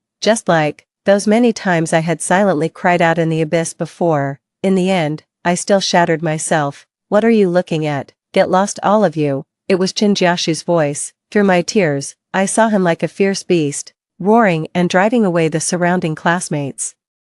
He pushed through the sparse crowd and rushed straight towards me. He held me in his arms, and the panicked expression on his face was clearly visible. In such a warm and clean embrace, I hugged Qin Jiaxu tightly and finally cried out loud. I really needed such an embrace. Ning Bao, it's me. I should be damned. I came too late. I should have told you earlier. Don't like He Tsungwei, you will die. Please don't cry, with me here. It doesn't matter what happens to you. It doesn't matter if you don't want to face it. I can stand in front of you, and I will stand in front of you. Qin Jiaxu's hands trembled as he gently stroked the red marks on my neck that had been grabbed. His expression was filled with heartache. There was a hint of scarlet in his eyes, but he held my cold hand. Don't look, don't listen, and don't be afraid, just like you told me. This time, even if I die, I won't let anyone hurt you again. 11. I went back to the classroom with Qin Jiaxu. It happened to be the break time, and the classmates in the class were chatting and laughing in their seats. When they saw me appear at the door, everyone shut their mouths as if they had a great deal of tacit agreement. Some people looked at He Tsungwei, who was pretending to be calm, but everyone knew in their hearts what had happened at the basketball court just now. I walked back to my seat, and Qin Jiaxu directly stood on the podium. He was still wearing that baseball uniform, but his eyes were staring straight at He Tsungwei. Just now, there were not a few classmates who saw He Tsungwei take action beside the basketball court. Some things, let's talk about them openly today. All along, everyone has had some misunderstandings about me. My father was never a murderer, he was a great policeman and loved my mother very much during his lifetime. He died at the border, not in a cold prison. Hee-Tsung-wei, when you imposed your own story on me at that time, you made it sound quite believable. Do you want to tell us about your own family situation yourself, or should I tell it for you? The whole class was already silent, and everyone seemed to understand something. Some classmates in the class had already quietly informed Lao Hong. But Hee-Tsung-wei suddenly stood up violently from his seat, his face ferocious, and rushed to the podium, grabbing Chen Jiashu's collar. Chen Jiashu was half a head taller than Hee-Tsung-wei. He leaned close to Hee-Tsung-wei's ear and didn't know what he said. Then, Hee-Tsung-wei suddenly went crazy and stabbed at Chen Jiashu with something in his hand. Chen Jiashu had no intention of fighting back at all, nor did he make any evasive moves. Until the classmates saw clearly that it was a utility knife that had deeply pierced into Chen Jiashu's shoulder, only then did everyone wake up from their shock, regained their senses, and rushed up to pull them apart all at once. Hee-Tsung-wei was twisted by the arms and pressed to the ground on the other side, waiting for the teacher to come back and deal with it. I rushed towards Chen Jiashu and checked his wound. I shouted anxiously, "Are you stupid? You didn't even try to dodge." Even though I scolded him, there was still a bright light in Chen Jiashu's eyes, and there was an unquenchable smile. "I promised you that I won't fight again in the future, and I will keep my word, so, I won't fight back today. Am I a good boy?" Ning Bao. Chen Jiashu stretched out his hand, trying to hold my finger. My heart couldn't help but beat faster because of the words Ning Bao. This was an intimate name that only my family members knew. When it came out of Chen Jiashu's mouth, it always carried a bit of an indescribable intimacy. I gave Chen Jiashu a glare. I thought that he still had a lot of things to explain to me. In the midst of the chaos, Chen Jiashu leaned close to me and said in a low voice, "Lu Yining, it's so good to meet you again." The end. Extra Chapter 1. Chen Jiashu's perspective. The position where the utility knife stabbed wasn't very deep. But Lao Hong still insisted that Chen Jiashu stay in the hospital ward and finish the full set of examinations before leaving. He originally wanted to go back to class, but both Lao Hong and Lu Yining insisted, so he could only stay. Lying on the hospital bed, Chen Jiashu's thoughts returned to the previous life, when Chen Jiashu was still in high school. He would be woken up by the sounds of beating and scolding from the next door every night. He only knew that his neighbor was a boy of about the same age as himself and seemed to be from the same school. It happened that the male owner next door had a mental illness. Every time he had an attack, he would almost beat his wife to death. His mother had privately called the police, but when the police came, all they could do was mediate, until one day, the boy next door got into a fight with his father, and the two of them fell out of the room together. Even though the boy was covered in blood, Chen Jiashu could tell that he was Hee-Tsung-wei from his class, that outstanding student in the school, who was completely different from him. The next day, Hee-Tsung-wei stood in front of him arrogantly, and his embarrassed appearance was completely gone. "You won't tell anyone, right? I'm the president of the student union. I know a lot of people in the school and have a good relationship with them. If you're willing to keep it a secret, you can ask me for help whenever you need it at school." Although Chen Jiashu didn't have the habit of gossiping behind others' backs, Hee-Tsung-wei's superior tone made him a bit uncomfortable. From that sentence on, he inexplicably disliked this so-called school heartthrob. So, at that time, Chen Jiashu didn't show Hee-Tsung-wei a good face. He neither agreed nor refused. After all, in Chen Jiashu's heart, this matter had nothing to do with him at all, and he disdained to spread such gossip. Until one night, the escaped criminal that his father had once participated in capturing, the one who got away, somehow found his home. The criminal had come for revenge on purpose. After stabbing a few times in the dark, he fled, but in that winter, due to the untimely rescue, Chen Jiashu lost his mother forever. In this world, only Chen Jiashu was left. No one would love him anymore. Just at this time, someone in the school started spreading the rumor that there was a little psycho in class 5. When the classmates weren't sure who it was, Hee-Tsung-wei took the initiative and vividly fabricated the story of Chen Jiashu carrying his mother to find a hospital on a winter night. The whole class believed it to be true, and the rumor spread more and more widely. After all, Hee-Tsung-wei was the president of the student union. He was good-looking and had good grades. No one knew that he imposed his own family background on Chen Jiashu just to cover up the fact that his father was a mental patient. But Chen Jiashu had nothing left. he didn't care even more about what others said and became even more self-destructive. He began to completely give up his studies and throw himself into childish violent conflicts. As if this could numb his extremely painful feelings of longing, the day he met Lu Yining was at the door of the convenience store, holding a cup of taro-flavored milk tea. She said indignantly, "You can't say that about Chen Jiaxu, he didn't do anything wrong." In front of her were several boys in the class who liked to cause trouble the most. He has no choice about what kind of family he was born into. Even if his father is sick, he must be very sad, right? We are his classmates. If Chen Jiaxu hears us saying these things behind his back, how will he feel? Even though so many people in the class firmly believed that Chen Jiaxu would definitely kill someone, Lu Yining still spoke up loudly for Chen Jiaxu. She believed in him. Chen Jiaxu began to pay attention to Lu Yining, and he found it more and more difficult to take his eyes off her. Every day, Chen Jiaxu knew exactly what kind of small hair ties Lu Yining had on her hands when she collected the exercise books. Sometimes it was a pink heart-shaped one, and sometimes it was a Star Dai Lu, a cartoon character. Later, once during the whole class's nap, Lu Yining's hair tie fell to the ground.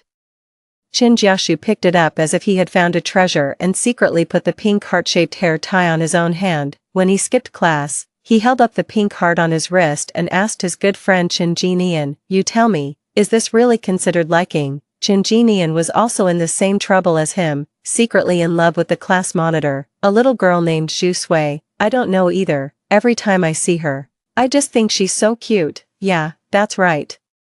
But his Ningbao must be even cuter." Every time he saw Lu Yining, Chen Jiaxu thought she was really beautiful. Her long eyelashes were like a small fan, and her small lips must be very soft to kiss. She could always make his heart melt involuntarily. Chen Jiaxu also heard that when Lu Yining's parents came to pick her up, they would dote on her and call her Ning Bao. How could someone have such a cute pet name? Ning Bao, Ning Bao. He always muttered it.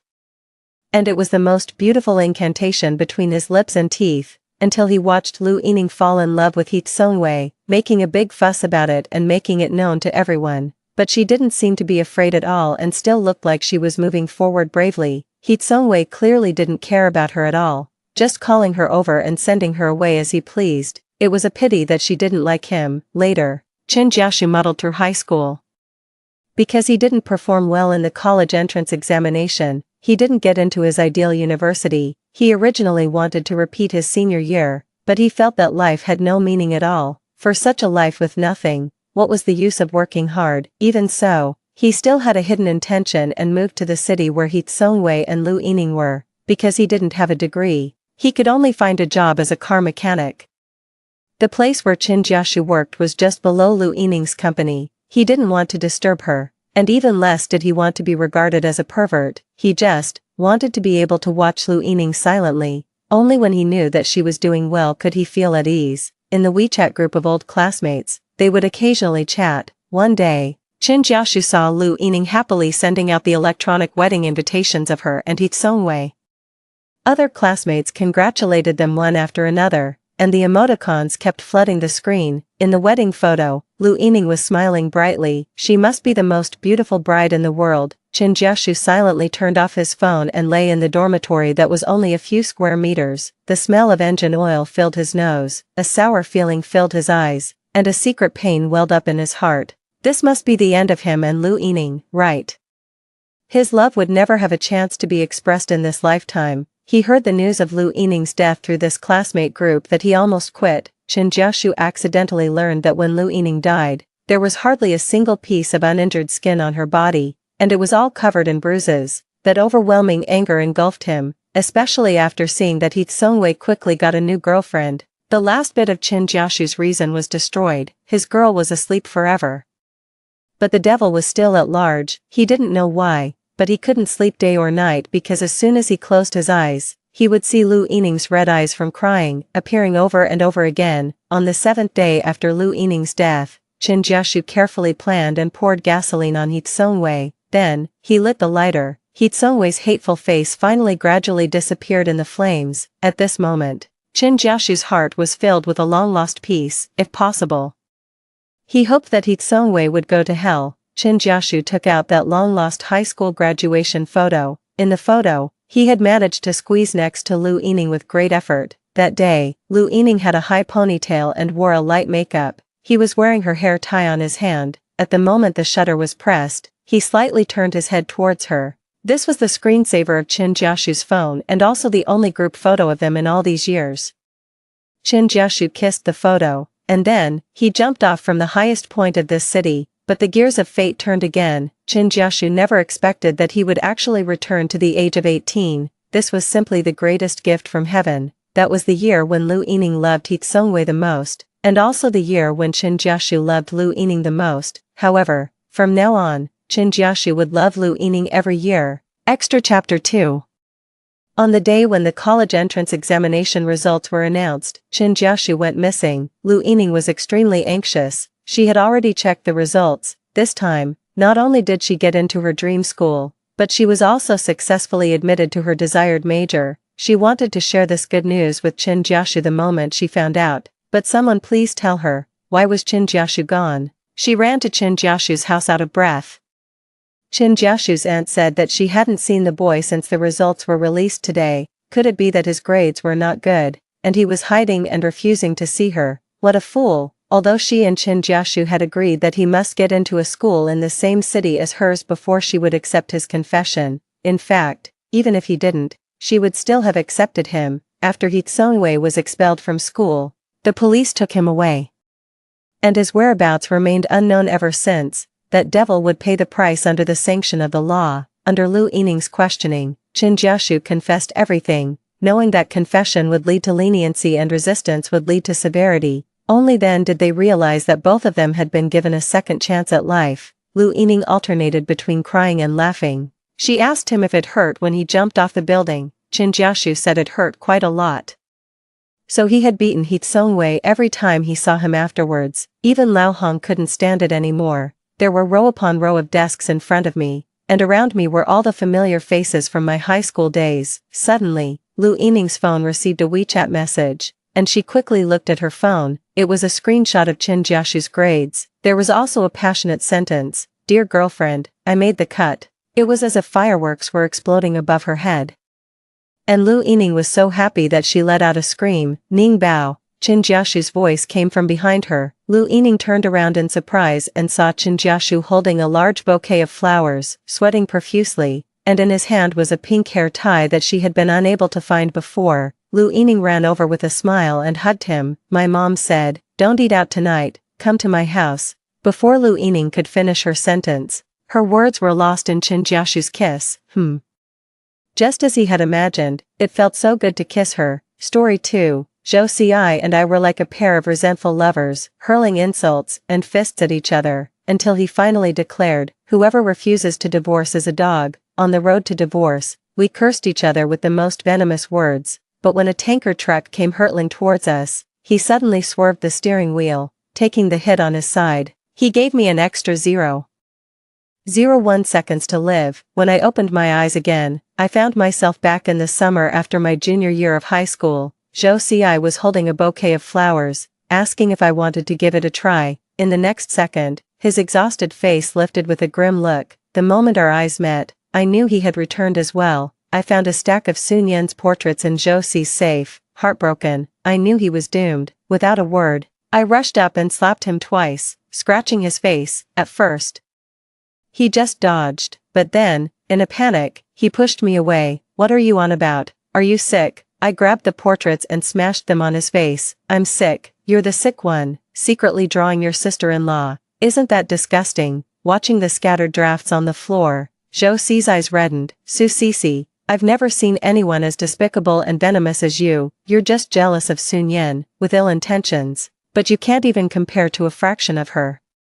Why wasn't it you who died?" I've heard this too many times, but each time, it still drove me mad. I grabbed a stool and rushed at him. "To hell with you." That day, we ended up at the police station. The officer kindly asked if I had been a victim of domestic abuse. I scoffed. "Who do you think you're looking down on? This is mutual assault, understand?" Despite my disheveled appearance and the bruises on my face, Zhou Ci was already bleeding from his head. I had won this round.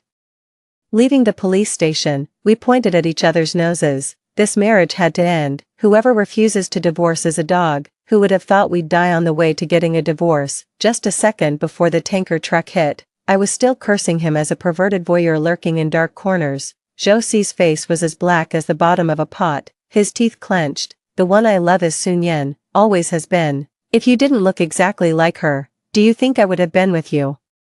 Su Cece, you couldn't hold a candle to Sun Yan. I hated my life for always being compared to Sun Yan. Even though she was dead, I still lived in her shadow. Why should I? My hand reached for Josie's hair. Come on, let's go down together. The next second, a piercing sound rang out as the tanker truck lost control and rushed towards us. My mind went blank. All I saw was Josie turning pale, fiercely turning the steering wheel, taking the hit on his side. I watched him in a daze.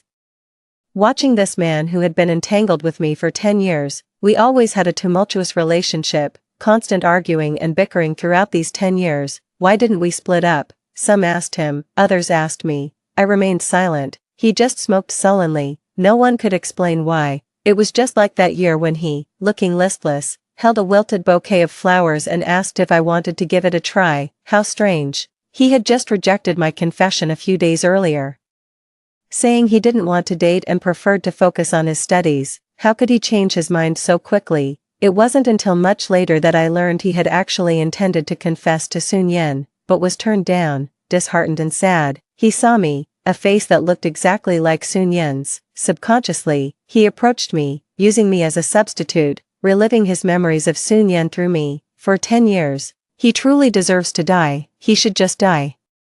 Who needed him to sacrifice his life for mine, just so I could live 0.01 seconds longer? Bad luck. Forget it. Debts are cleared with death. All past grudges and grievances have now dissipated into thin air. I just hope that in my next life when I open my eyes, damn, as soon as I opened my eyes, I saw 17-year-old Josie again. Why am I sure he was 17? Because he was holding a bunch of wilted blue little flying swallows with that dead fish expression on his face. I don't like little flying swallows. I like roses, red roses, passionate, romantic, and flamboyant. Josie looked at me with disdain, saying I was unbearably tacky. He asked if I knew what the little flying swallows symbolized. Don't you think their shape resembles little swallows fluttering lightly? They symbolize freedom, unbounded. Don't you think that's beautiful? I didn't think so. All I knew was that roses represented love. Lovers always give each other roses, yet, until I was hit and killed by a tanker truck, I never received a single rose. Reborn to this moment, great, even more unlucky. And the most unlucky thing was, Josie looked up. The moment our eyes met, we both saw a familiar look in each other's eyes. Almost without thinking, I knew he had returned too. This year's summer was particularly hot. Soon to be a senior, some were bustling to tutoring classes, others studying one-on-one at home. Only I, carefree and reckless, would leave the house before dawn and reluctantly head home at dinner time. Today was no different, kicking pebbles along the way. My resentment was palpable from meters away. Seeing Josie made me nervous. I liked him. He was the first person I liked as my feelings began to blossom, bittersweet and wonderful. Yet, he rejected my confession, with a distant smile on his face. He said he was only focused on studying at this stage and didn't want to date. I felt embarrassed, annoyed, and sad, nearly crying as I ran away, swearing never to like him again. But when he slowly walked towards me, I couldn't help but stand there, my heart pounding. He said, "Want to give it a try?" Without much thought, I nodded again and again. This undignified, baseline, and unprincipled behavior of a love-struck fool would be the great shame of my life hereafter. Given another chance, I would unhesitatingly sneer at him and silently give him the middle finger. Josie licked his molars, threw the flowers in the trash, and walked away. 10 minutes later, at my front door, we met again. Shenfang, full of suspicion and wariness, guarded the door, staring at Josie. "Who are you looking for?" Josie, unusually flustered and even cautious, didn't know how to respond. "Auntie, I'm looking for Sun Yan. Could you let me see her? I have something to tell her." "What do you want with Sun Yan? Who are you?" Shenfang's hostility was palpable. Her eyes widened menacingly as she glared. Josie was taken aback, hesitating to speak further. I clicked my tongue in irritation. "Didn't I tell you I don't like you? Why are you still coming to my house? You think seeking out Sun Yan will help you? Don't you know she's the one I despise the most? Come with me." Facing Shenfang's suspicious gaze, I dragged Josie down the stairs. Josie's face was somber, and he suddenly shrugged me off. I know you've come back too. I don't want to dwell on past grievances. If you think I've wronged you, then I apologize, but Su Cece, you should realize, being brought back to this point in time is an opportunity given to us by fate. I will protect Sun Yan no matter what. No one can take her away from me, not even herself. I don't expect your help, but don't interfere, or I won't let you off. Expressionless, I listened to Zhou Si's heartfelt words and warnings. After he finished, under his fiery gaze, I let out a cold laugh. Who do you think you are, idiot? Everyone loves Sun Yan. She's outstanding, kind, and beautiful. At school, she consistently topped her class and was a prime candidate for the top university entrance exam scholarships. She excelled in various competitions, was talented in music, dance, and the arts, yet, despite her talents, she never acted superior. She was always gentle and smiling towards teachers and classmates. At home, she was the pride and hope of her parents and the family, universally praised by everyone. She never disobeyed her elders, always agreeable and sweet-natured, nodding obediently to any high expectations set for her. Yet, it was this same girl who, in the year she aced the college entrance exams, when her parents were hosting a grand celebration amidst everyone's envy and jealousy, climbed to the rooftop and jumped, ending her life. No one knew why she committed suicide, not even me, but as years passed and memories replayed, I began to see the flaws beneath the perfection. Having parted from Zhou Si on bad terms, I slowly made my way home. Just as I opened the door, I saw Shenfang handing a glass of milk to Sun Yan. Her gaze was tender as she gently stroked Sun Yan's long hair. Mom will take you to teacher by soon. She said you're improving quickly, but don't get complacent. You must keep working hard. By the way, do you really not know that boy from earlier? Give me your phone, let me check. Nyen Nyen, this is a critical time. You mustn't end up like Su Cece, getting mixed up with those shady boys. Su Cece has already ruined herself. I only have you left. You must make us proud, now.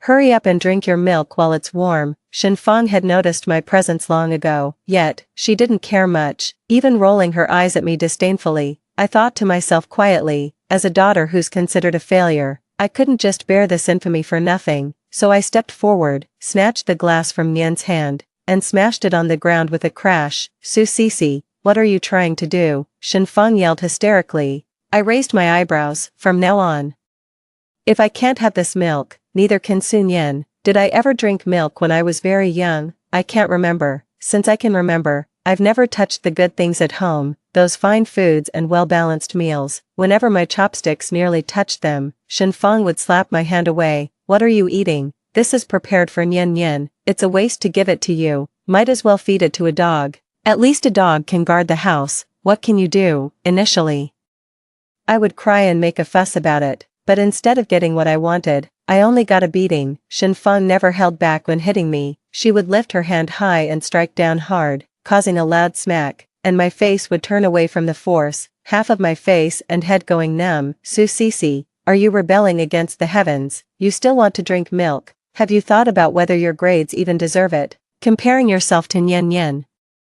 Have you even looked at yourself? Get out of this house. You're not welcome here. Saying this, she picked up a whip from the table to hit me. This time, I didn't just take it, I ran, knocking down tables, chairs, and vases while I did. The house filled with the sound of crashing, becoming more and more chaotic. Shenfang screamed and chased after me. No matter how chaotic or noisy it got, Sun Yan just sat there quietly watching, not helping anyone or stopping anything.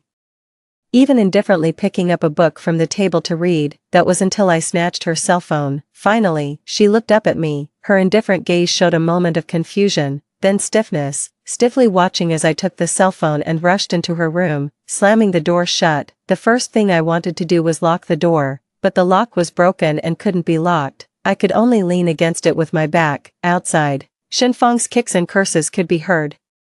A twisted yet exhilarated smile appeared on my face as I took out the phone and dialed, crying out, "Hello, is this 110? My mom is trying to kill me. Please come quickly, save me." Shenfang was taken away, after she continuously resisted, scratched a police officer's neck, and threatened to kill me. She faced 24 hours of detention. The police looked at me with pity, asking if I needed help contacting other relatives. He tactfully told me that their capabilities were limited, and if I insisted on having Shenfang detained, I would face an even more embarrassing situation once she was released. I nodded repeatedly and expressed my thanks, but I insisted on her detention. Regardless, at least I can get a good night's sleep. The policeman's gaze grew more sympathetic. He then pointed at Sun Yan. Is that your sister or your little sister? Is she alright, compared to my pitiful appearance? The always expressionless and detached Sun Yan seemed even more worrying. I gave a bitter smile, tapping her forehead. She said in a voice loud enough for Sun Yan to hear, "That one, her mind's a bit off." Silly really. Sun Yan froze, her jaws clenched tight. Out of humanitarian concern, the police contacted our father, the man who spent his years away, tirelessly making money, only returning home during festivals or when Sun Yan achieved something significant. He politely apologized to the police, assuring them he would return as soon as possible and manage his wife's behavior, but I knew he wouldn't be back for at least a couple of days. After the police left, I yawned. Sun Yan looked at me, her expression unreadable. Stretching lazily, I walked into Sun Yan's bedroom and, without invitation, lay down on her bed. About 5 minutes later, footsteps approached. Opening my eyes, I saw Sun Yan standing by the bed, her face stern. "This is my room." "Oh, please leave." "What if I don't?" "This is my room." Is that all she could say? Not every essay can be a model script, can it? "Oh, you must really treasure this bed, love it especially." Sun Yan didn't reply, her lips pressed tightly together, her gaze at me deepening. "Since you don't like it, lend it to me for the night. It's my first time sleeping on such a soft bed with such fluffy blankets. Feel free to leave, just remember to close the door behind you." I closed my eyes, ignoring her. I don't know how much time passed before she finally left, indeed closing the door, albeit not gently. So she does have emotions. I thought she was above worldly concerns. Turning over, I buried myself in the blankets. Despite what I said to Sun Yan, I wasn't trying to squeeze her out. In this 3-bedroom apartment, there was no room for me. Initially, there was one, the smallest, darkest study, but then Sun Yan started playing the piano, and to accommodate a piano worth tens of thousands, Shenfeng cleared out my room and installed a retractable door on the balcony. That space was too small, not even big enough for a single bed. Shenfeng bought a foldable bed instead. Su Guiyong disapproved. "This is hardly proper. How can CC live like this?" Shenfeng didn't care. "What can we do? We only have so much space." Teacher Bai said Nian Nian is exceptionally talented at the piano, that she could be a master. For Nian Nian's sake, we all have to make sacrifices. If she was as capable as Nian Nian, I'd care just as much about her too. After hearing this, Su Guiyong was silent for a long time before he finally sighed and said nothing more. From then on, I lived in the cramped balcony, and that's where I stayed for nearly 10 years. I resented Shenfeng, Su Guiyong, most of all, I resented Sun Yan. She accepted everything as her due, never once speaking up against Shenfeng's harsh treatment, neglect, and abuse towards me. I looked to her countless times, hopeful, only to be disappointed. It even seemed to me that her gaze was cold, condescending, pleased. She hated me, just as I hated her, but what right did she have to hate me? That night, I slept fitfully, haunted by countless dreams featuring Shenfeng and Su Guiyong, but it was mostly about Sun Yan and Zhou Ci. Sun Yan, who fell from the building, his brain crushed, his face unrecognizable. Everyone was screaming, breaking down. They shook my shoulders one by one, demanding, "Why wasn't it you who died?" Those hideous faces gradually became clear. It was Zhou Ci's face. He gripped my neck, his teeth clenched. "Why wasn't it you who died?" I woke up from the dream, drenched in sweat. Upon opening the door, I saw Zhou Ci standing at the entrance, facing Sun Yan, his face flushed, looking like a bashful teenager struck by infatuation. Sun Yan, good morning. Have you had breakfast? I bought some. Would you like to try?" He lifted his hand as if presenting a treasure. It was more than just some. Sun Yan held the door, not letting him in. His voice was gentle yet distant. "No, thank you. What brings you to my place?" Zhou Ci stiffened, his gaze drifting, then settling on me. I came for Su Cici." Zhou Ci seemed disappointed, silent and sullen all the way. Even as I took breakfast from his hand, he seemed indifferent. After eating a bowl of wontons and drinking a cup of soy milk, he casually handed me a beef bun. "Chen's beef buns. You always said you wanted to eat them. I got them while they were still open. Eat them while you can." I stopped in my tracks. Chen's beef buns, thin-skinned and generously filled, greasy and slightly spicy. had been my favorite breakfast throughout high school, perfect with a cup of freshly ground soy milk. I had indeed mentioned many times how much I missed this breakfast, but Joe C.I. had never responded to this topic. It wasn't that he hadn't heard, nor that he didn't care, he just didn't want to engage with me. Thinking this, I kicked Joe C.I. in the shin. Joe C.I. gasped in pain. "Are you crazy? Going nuts again? You don't want to deal with me." "Well, I don't want to deal with you either. Goodbye, never see you again," he yelled furiously at my retreating figure. 2 hours later. At a dessert house, our eyes met. "Why are you here? Welcome." His face showed confusion, mine a forced smile. The dessert shop, named A Family Dessert House, was run by Josie's cousin. At that moment, he was questioning his cousin. "Did you hire her? Don't you know the law? She's underage." His cousin chuckled. "If you don't tell, and I don't tell, who would know she's underage?" Josie glared, then turned to question me. "Why did you come here to work? Did you think this naive sister was easy to fool? Why are you looking for a job? Need money?" I smirked. "Word by word, none of your business." Throughout the afternoon, I greeted and served customers, while Josie sat in a corner, puffed up like an angry blowfish. By the time I looked again, he was already sleeping with his head tilted back and his mouth open. My cousin nudged me with her elbow. "Does my little brother have a crush on you? Are you two an item?"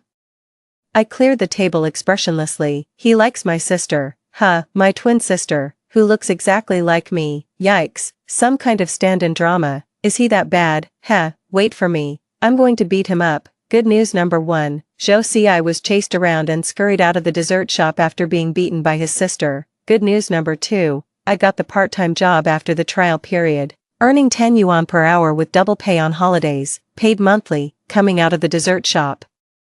Josie was still squatting at the corner. He stood up when he saw me. "Spit it out if you have something to say. Can't you speak nicely? I'm leaving if you don't." "What did you tell my sister? Why did she hit me?" I rolled my eyes, completely uninterested in entertaining him, yet Josie grabbed me. "Su Cece, have you always been living on the balcony? Why, your family clearly has a 3-bedroom home, so why stay on the balcony? Did you buy that big house and order a 3-meter wide bed because of this? And why do you sleep in the study every time I'm not home? And what? Is this never going to end?" I shook him off impatiently. "We're no longer anything to each other. There's no relationship now, and there won't be in the future. Mind your own business. Don't pry into my affairs. What does he have to do with me? Anyway, yes, you always want what you lack.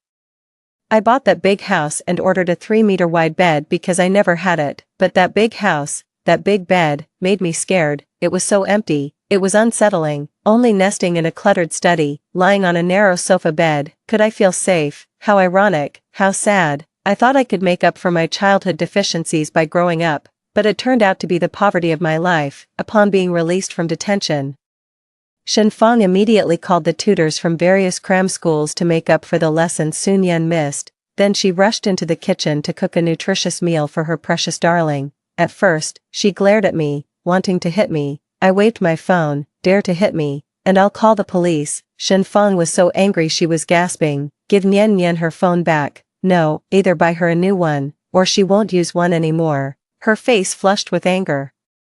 Shenfang then spent a good deal of time checking on Sun Yan, asking if I had mistreated her in the last 24 hours. Sun Yan, listless, just shook her head, saying nothing. This only confirmed Shenfang's suspicions that I had been up to no good, but she hesitated to actually hit me. She could only clutch at her chest. What a sin! Why did I have to give birth to such a troublemaker? You're ignorant and still bully Nian Nian. I should have strangled you at birth. Why didn't I strangle you? Unable to vent her anger, she ultimately chose to ignore me, as if I didn't exist. There was no food for me at home, not even the water wasn't taken to Sun Yan's room. I just shrugged and went to the balcony. I ate a few slices of toast and a sandwich by the light of the window outside, savoring the deliciousness. From that day on, Shenfang completely excluded me. If it weren't for fear of what others might say, I probably wouldn't even be able to enter this house. But I didn't mind at all. I went to work early each day and only returned at nightfall. When I was hungry, I ate bread. When I was thirsty, I drank mineral water. The only annoyance was Josie, who always seemed to linger around. That day, a heavy rain began to fall. It felt stuffy at first, but then a gust of wind brought a chill. Leaving the store, I shrugged my neck and hesitated about which way to go. Zhou Xi handed me an umbrella. Here, take it. I pretended not to see it and even moved a bit to the side. He clicked his tongue in irritation. What are you trying to prove? Are you not planning to go home, or do you want to run back in the rain? His face was full of frustration, and I looked up and glared at him. What do you really want? Zhou Xi tightened his grip on the umbrella. I want to ask you something. Why did Sun Yan jump off the building? Su Sisi, aren't you worried at all? She's your sister, your blood. Born of the same mother, she could jump off a building, commit suicide, die. Don't you want to change that? To save her, you should be by her side, protecting and caring for her, not here making money. Zhou Xi spoke with a forceful and passionate tone, so righteous, so heartfelt. My initial defiance slowly faded, and I even chuckled softly at him. He stiffened, somewhat bewildered, puzzled, and hesitant to speak, but I didn't give him another chance to speak, and turned and ran into the rain. The rain was heavy, hitting me hard. It made it hard to see, and my clothes were instantly soaked, but I didn't stop. Running all the way home, my clothes clung to my body, dripping water, extremely uncomfortable. I knocked on the door, but no one answered. I knocked harder, still no response. Exhaling deeply, I sat down exhausted against the door. My body felt chilly and weak, touching my forehead, it felt feverish. It seems troubles never come singly. I must have caught a fever. Shen Feng wouldn't open the door for me, Sun Yan wouldn't care about me, I didn't even have the right to a key to this house. I guess I must be the most miserable and useless reincarnated person. Leaning against the door, I dozed off in a daze. I don't know how much time passed, but suddenly the door opened. In the light from the hallway, I saw Sun Yan, in a nightgown with her long hair loose, standing there. I pushed past her into the house. I couldn't help but let out a sneer.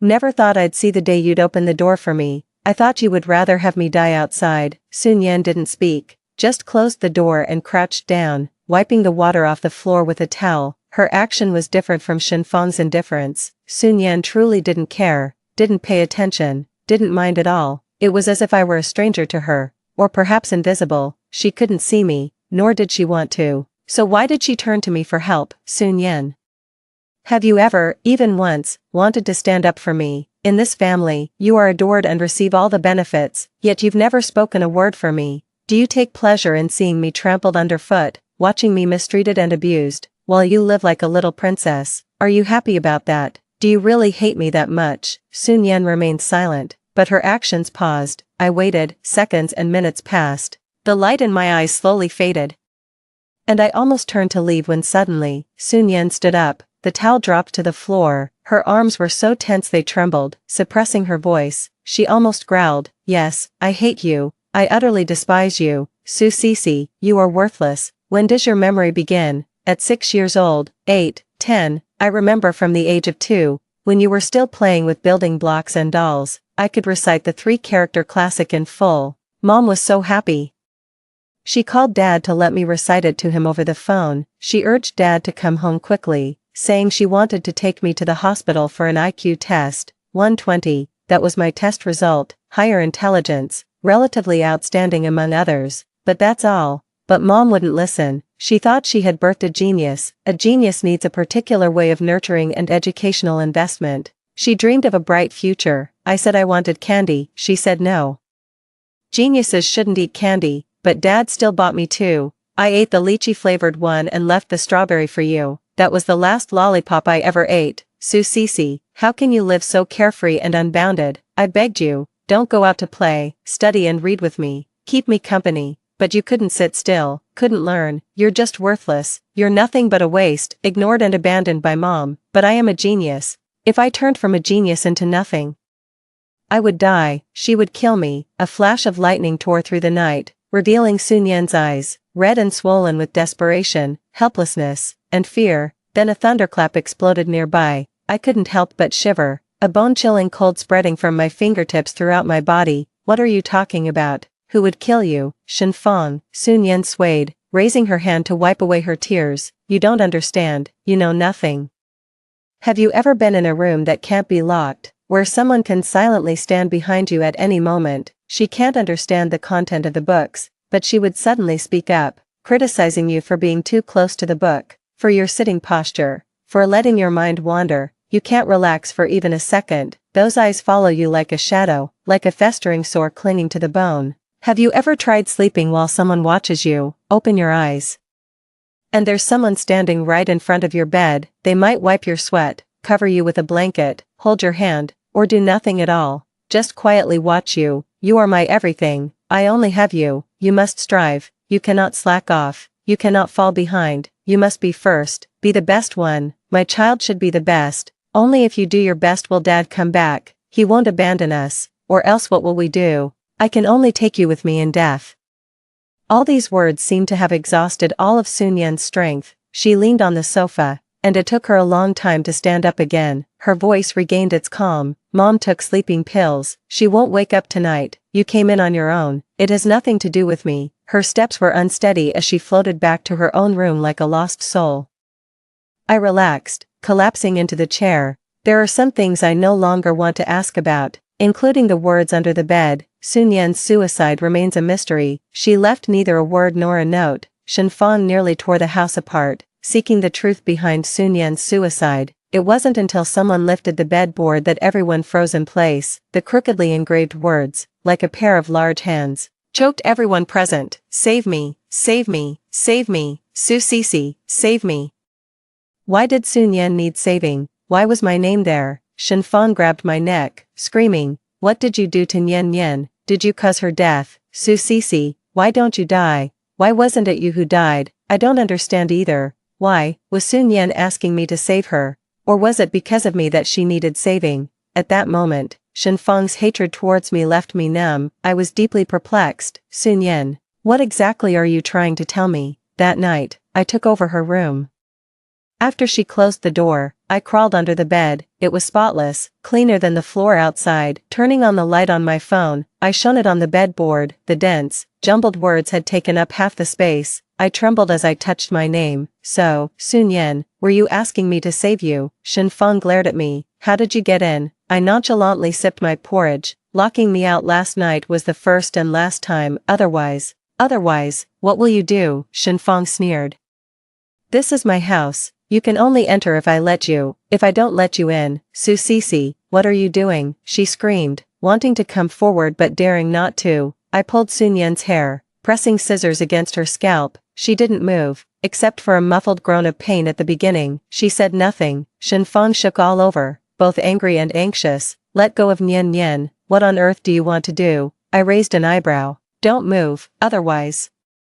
I wouldn't know if it was her hair or her neck that I was cutting with these scissors, I declared. Shen Fang gasped in shock. Su Sisi, oh, with a snap, I chopped off a large chunk of Sun Yan's waist-length hair. Shen Fang cried out in pain as if I had cut into her flesh. Her scream pleased me, and without any pattern or beauty, I waved the scissors, each cut fierce and deliberate. Locks of hair fell to the floor in disarray. Shen Fang's cries echoed in my ears. At this moment, Sun Yan looked a complete mess, her hair uneven and jagged, with stray strands everywhere, yet, she kept her eyes downcast, as if all of this had nothing to do with her. Finally, I threw down the scissors. The next second, Shen Fang, screaming, charged at me and pushed me out. She trembled as she cradled Sun Yan's face, looking at her as if her precious treasure had been ruined. She yelled again and grabbed a stool nearby. I turned and ran out, but just as I was nearing the door, the flying stool hit me in the back. The pain made me gasp, but I didn't stop. I ran down the stairs as fast as I could. I ran into Zhou Xi, who was coming up. What happened to you? Why are you so pale? Are you hurt? What was that noise upstairs? Did you fight with your mom? Get lost. Zhou Xi grabbed me, looking displeased. Why are you always like this? Su Sisi, can't you speak nicely? You're like a rock in a latrine, both stinky and hard. Can't you change your temper, no matter what? That's your mom, you. I took a deep breath and shook him off. It's early in the morning, don't make me slap you. Su Sisi, Zhou Xi. I looked at him coldly. Little lord raised in a honey jar, stay away from me, from our house, and from Sun Yan. Zhou Xi's lips pressed into a straight line, his face darkening. I can't do that, Su Sisi. I won't give up on Sun Yan no matter what. I will protect her, and not let her be harmed. Ha! I scoffed, my laugh full of sarcasm. Protect her? Who are you? Does she even remember who you are? Trying to be a hero without a clue, idiot. Days passed neither too fast nor too slow. I had completely broken ties with that family. With me around, the atmosphere at home would drop to freezing, like an ice cellar. Shenfang took Sun Yan to get her hair styled. Now, she looked like a tomboy. She became even colder towards me, not even sparing me a glance. I still left early and returned late every day, busy with my own life. The only nuisance was Zhou Ci. After disappearing for 3 or 4 days, he started showing up at the dessert shop every day, staying all day long. We didn't talk at all, but I noticed he often stared at me, lost in thought. Soon, most of the summer vacation had passed, and I received my first paycheck. Meanwhile, the day I had been waiting for arrived. Tomorrow, Sun Yan was going to participate in a citywide music concert, which would be broadcast live on such an important occasion. Our extremely busy father absolutely needed to be there. Shenfang's nervousness was palpable. She stayed with Sun Yan, making her play her piece over and over again, while telling her not to be nervous. She kept repeating, "You must perform well, you cannot make any mistakes, absolutely no errors." To this, I could only scoff coldly. Shenfang glared at me furiously. In the morning, before dawn had even broken, Sun Yan was already up and playing again by Shenfang's calling.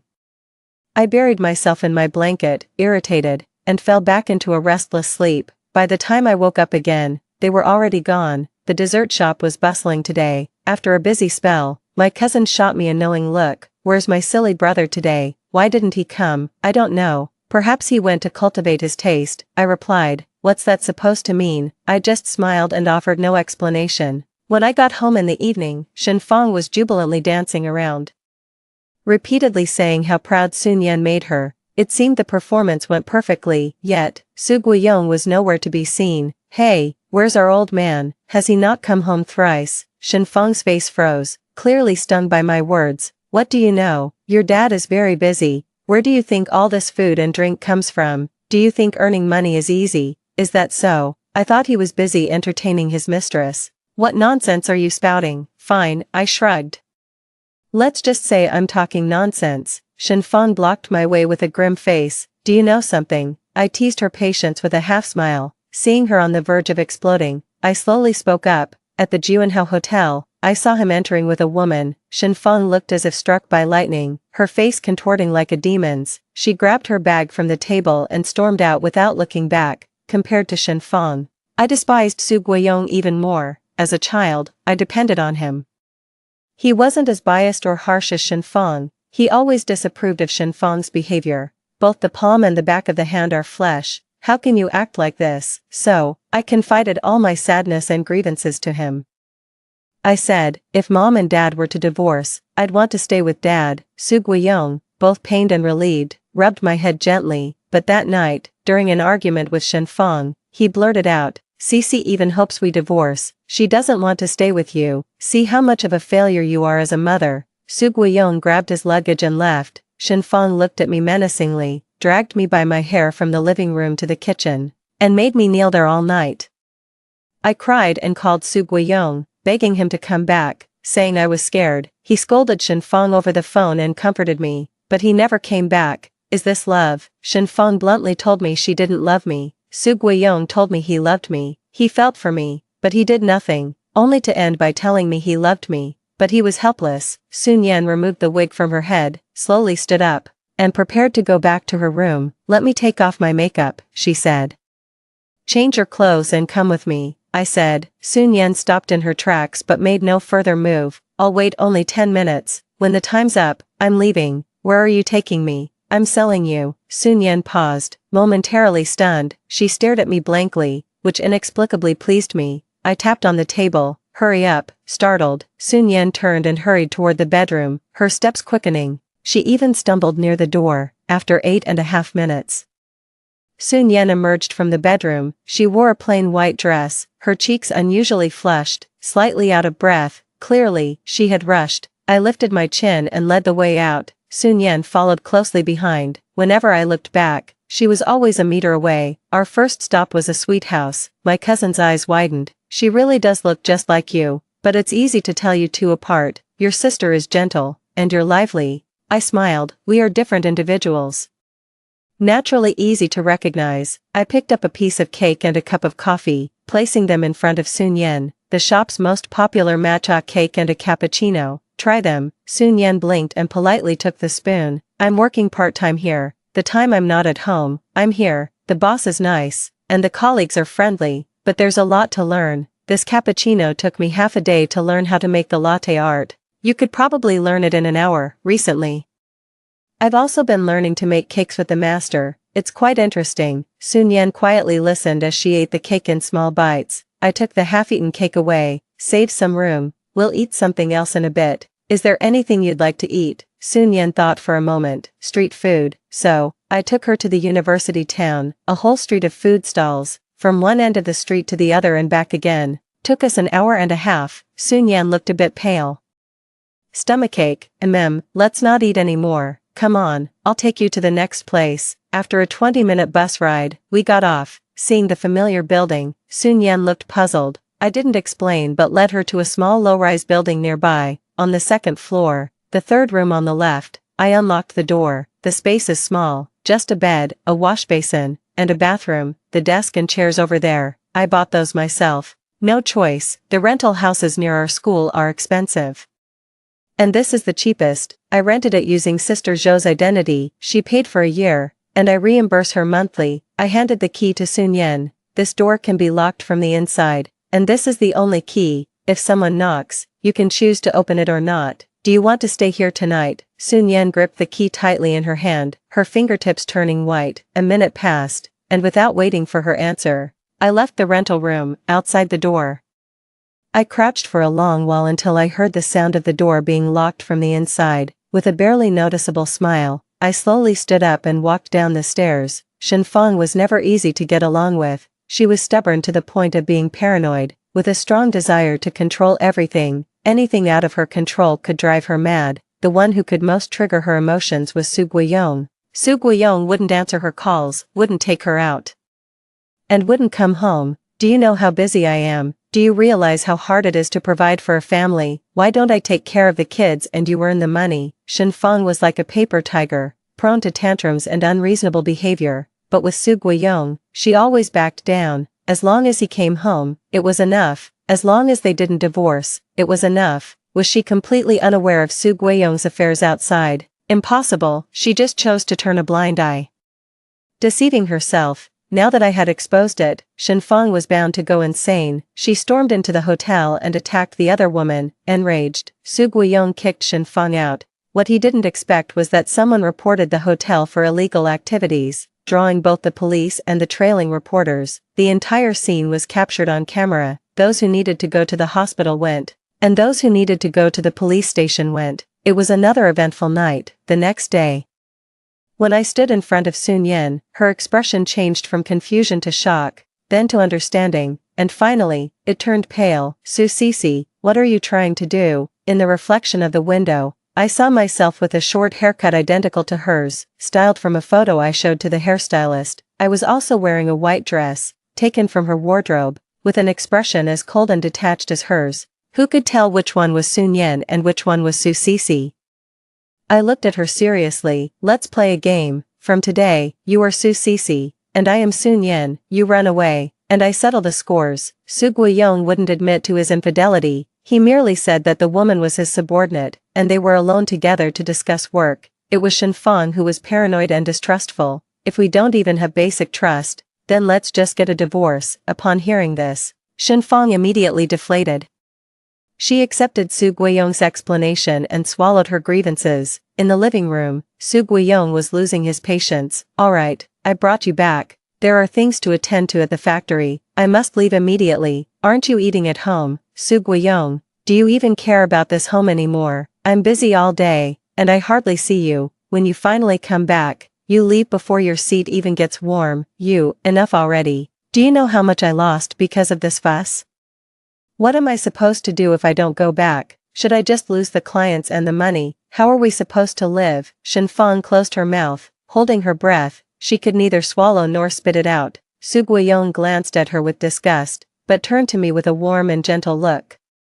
Nian, you should study hard at home and listen to your mother. Whatever you want, just tell Dad, and I'll buy it for you. By the way, where is Cici? Why haven't I seen her for so long? Shenfang, Did you scold or beat Cece again? You always say both your children are your flesh and blood, but how can you be so biased? The mention of that name almost made Shenfang faint. I slowly began to speak. Su Cece has been driven away by me. Shenfang and Su Guiyong both turned to look at me.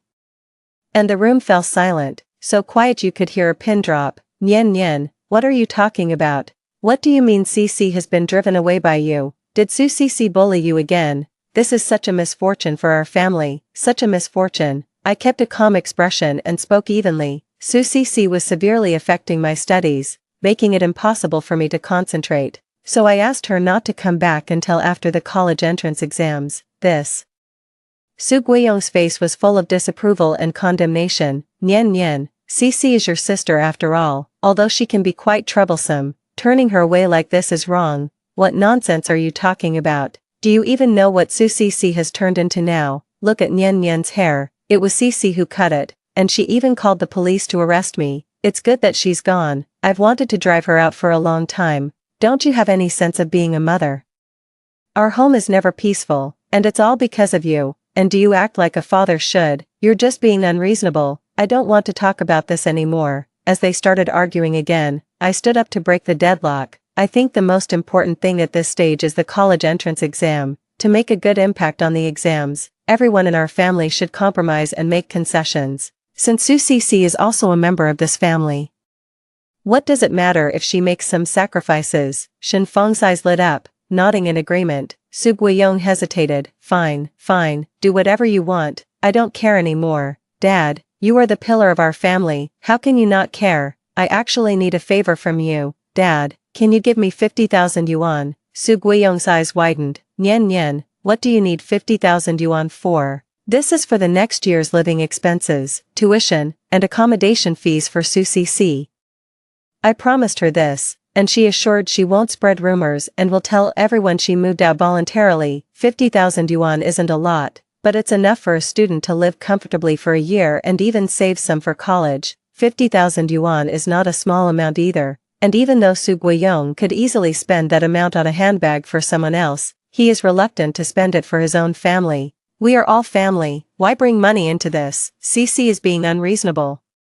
Shenfang also felt it was too much. Why should we give her whatever she asks for? This is outrageous. I remained silent. They vented their emotions freely. At last, she lightly said, when I become the top scorer in the college entrance exam, there will definitely be media interviews. I really hope there won't be any idle gossip by then. For a moment, they all fell silent. Su Guiyong reluctantly accepted the 50,000 yuan.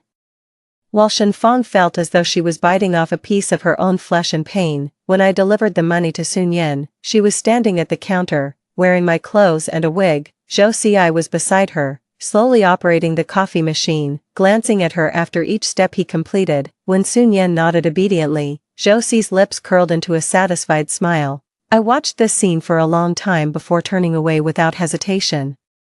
Zhou Xi caught up with me when I reached the bus station. Su Cece, he called out, panting. I knew at first glance that wasn't you. Did Sun Yan's suicide have something to do with your parents? Is this your solution? To replace her? Su Cece, what are you trying to do? Zhou Xi, like in a past life. I tidied his messy hair from running. Zhou Xi froze. His eyes filled with emotions I couldn't understand. Su Cece, don't mess around. I chuckled lightly. Are you afraid I'll commit suicide?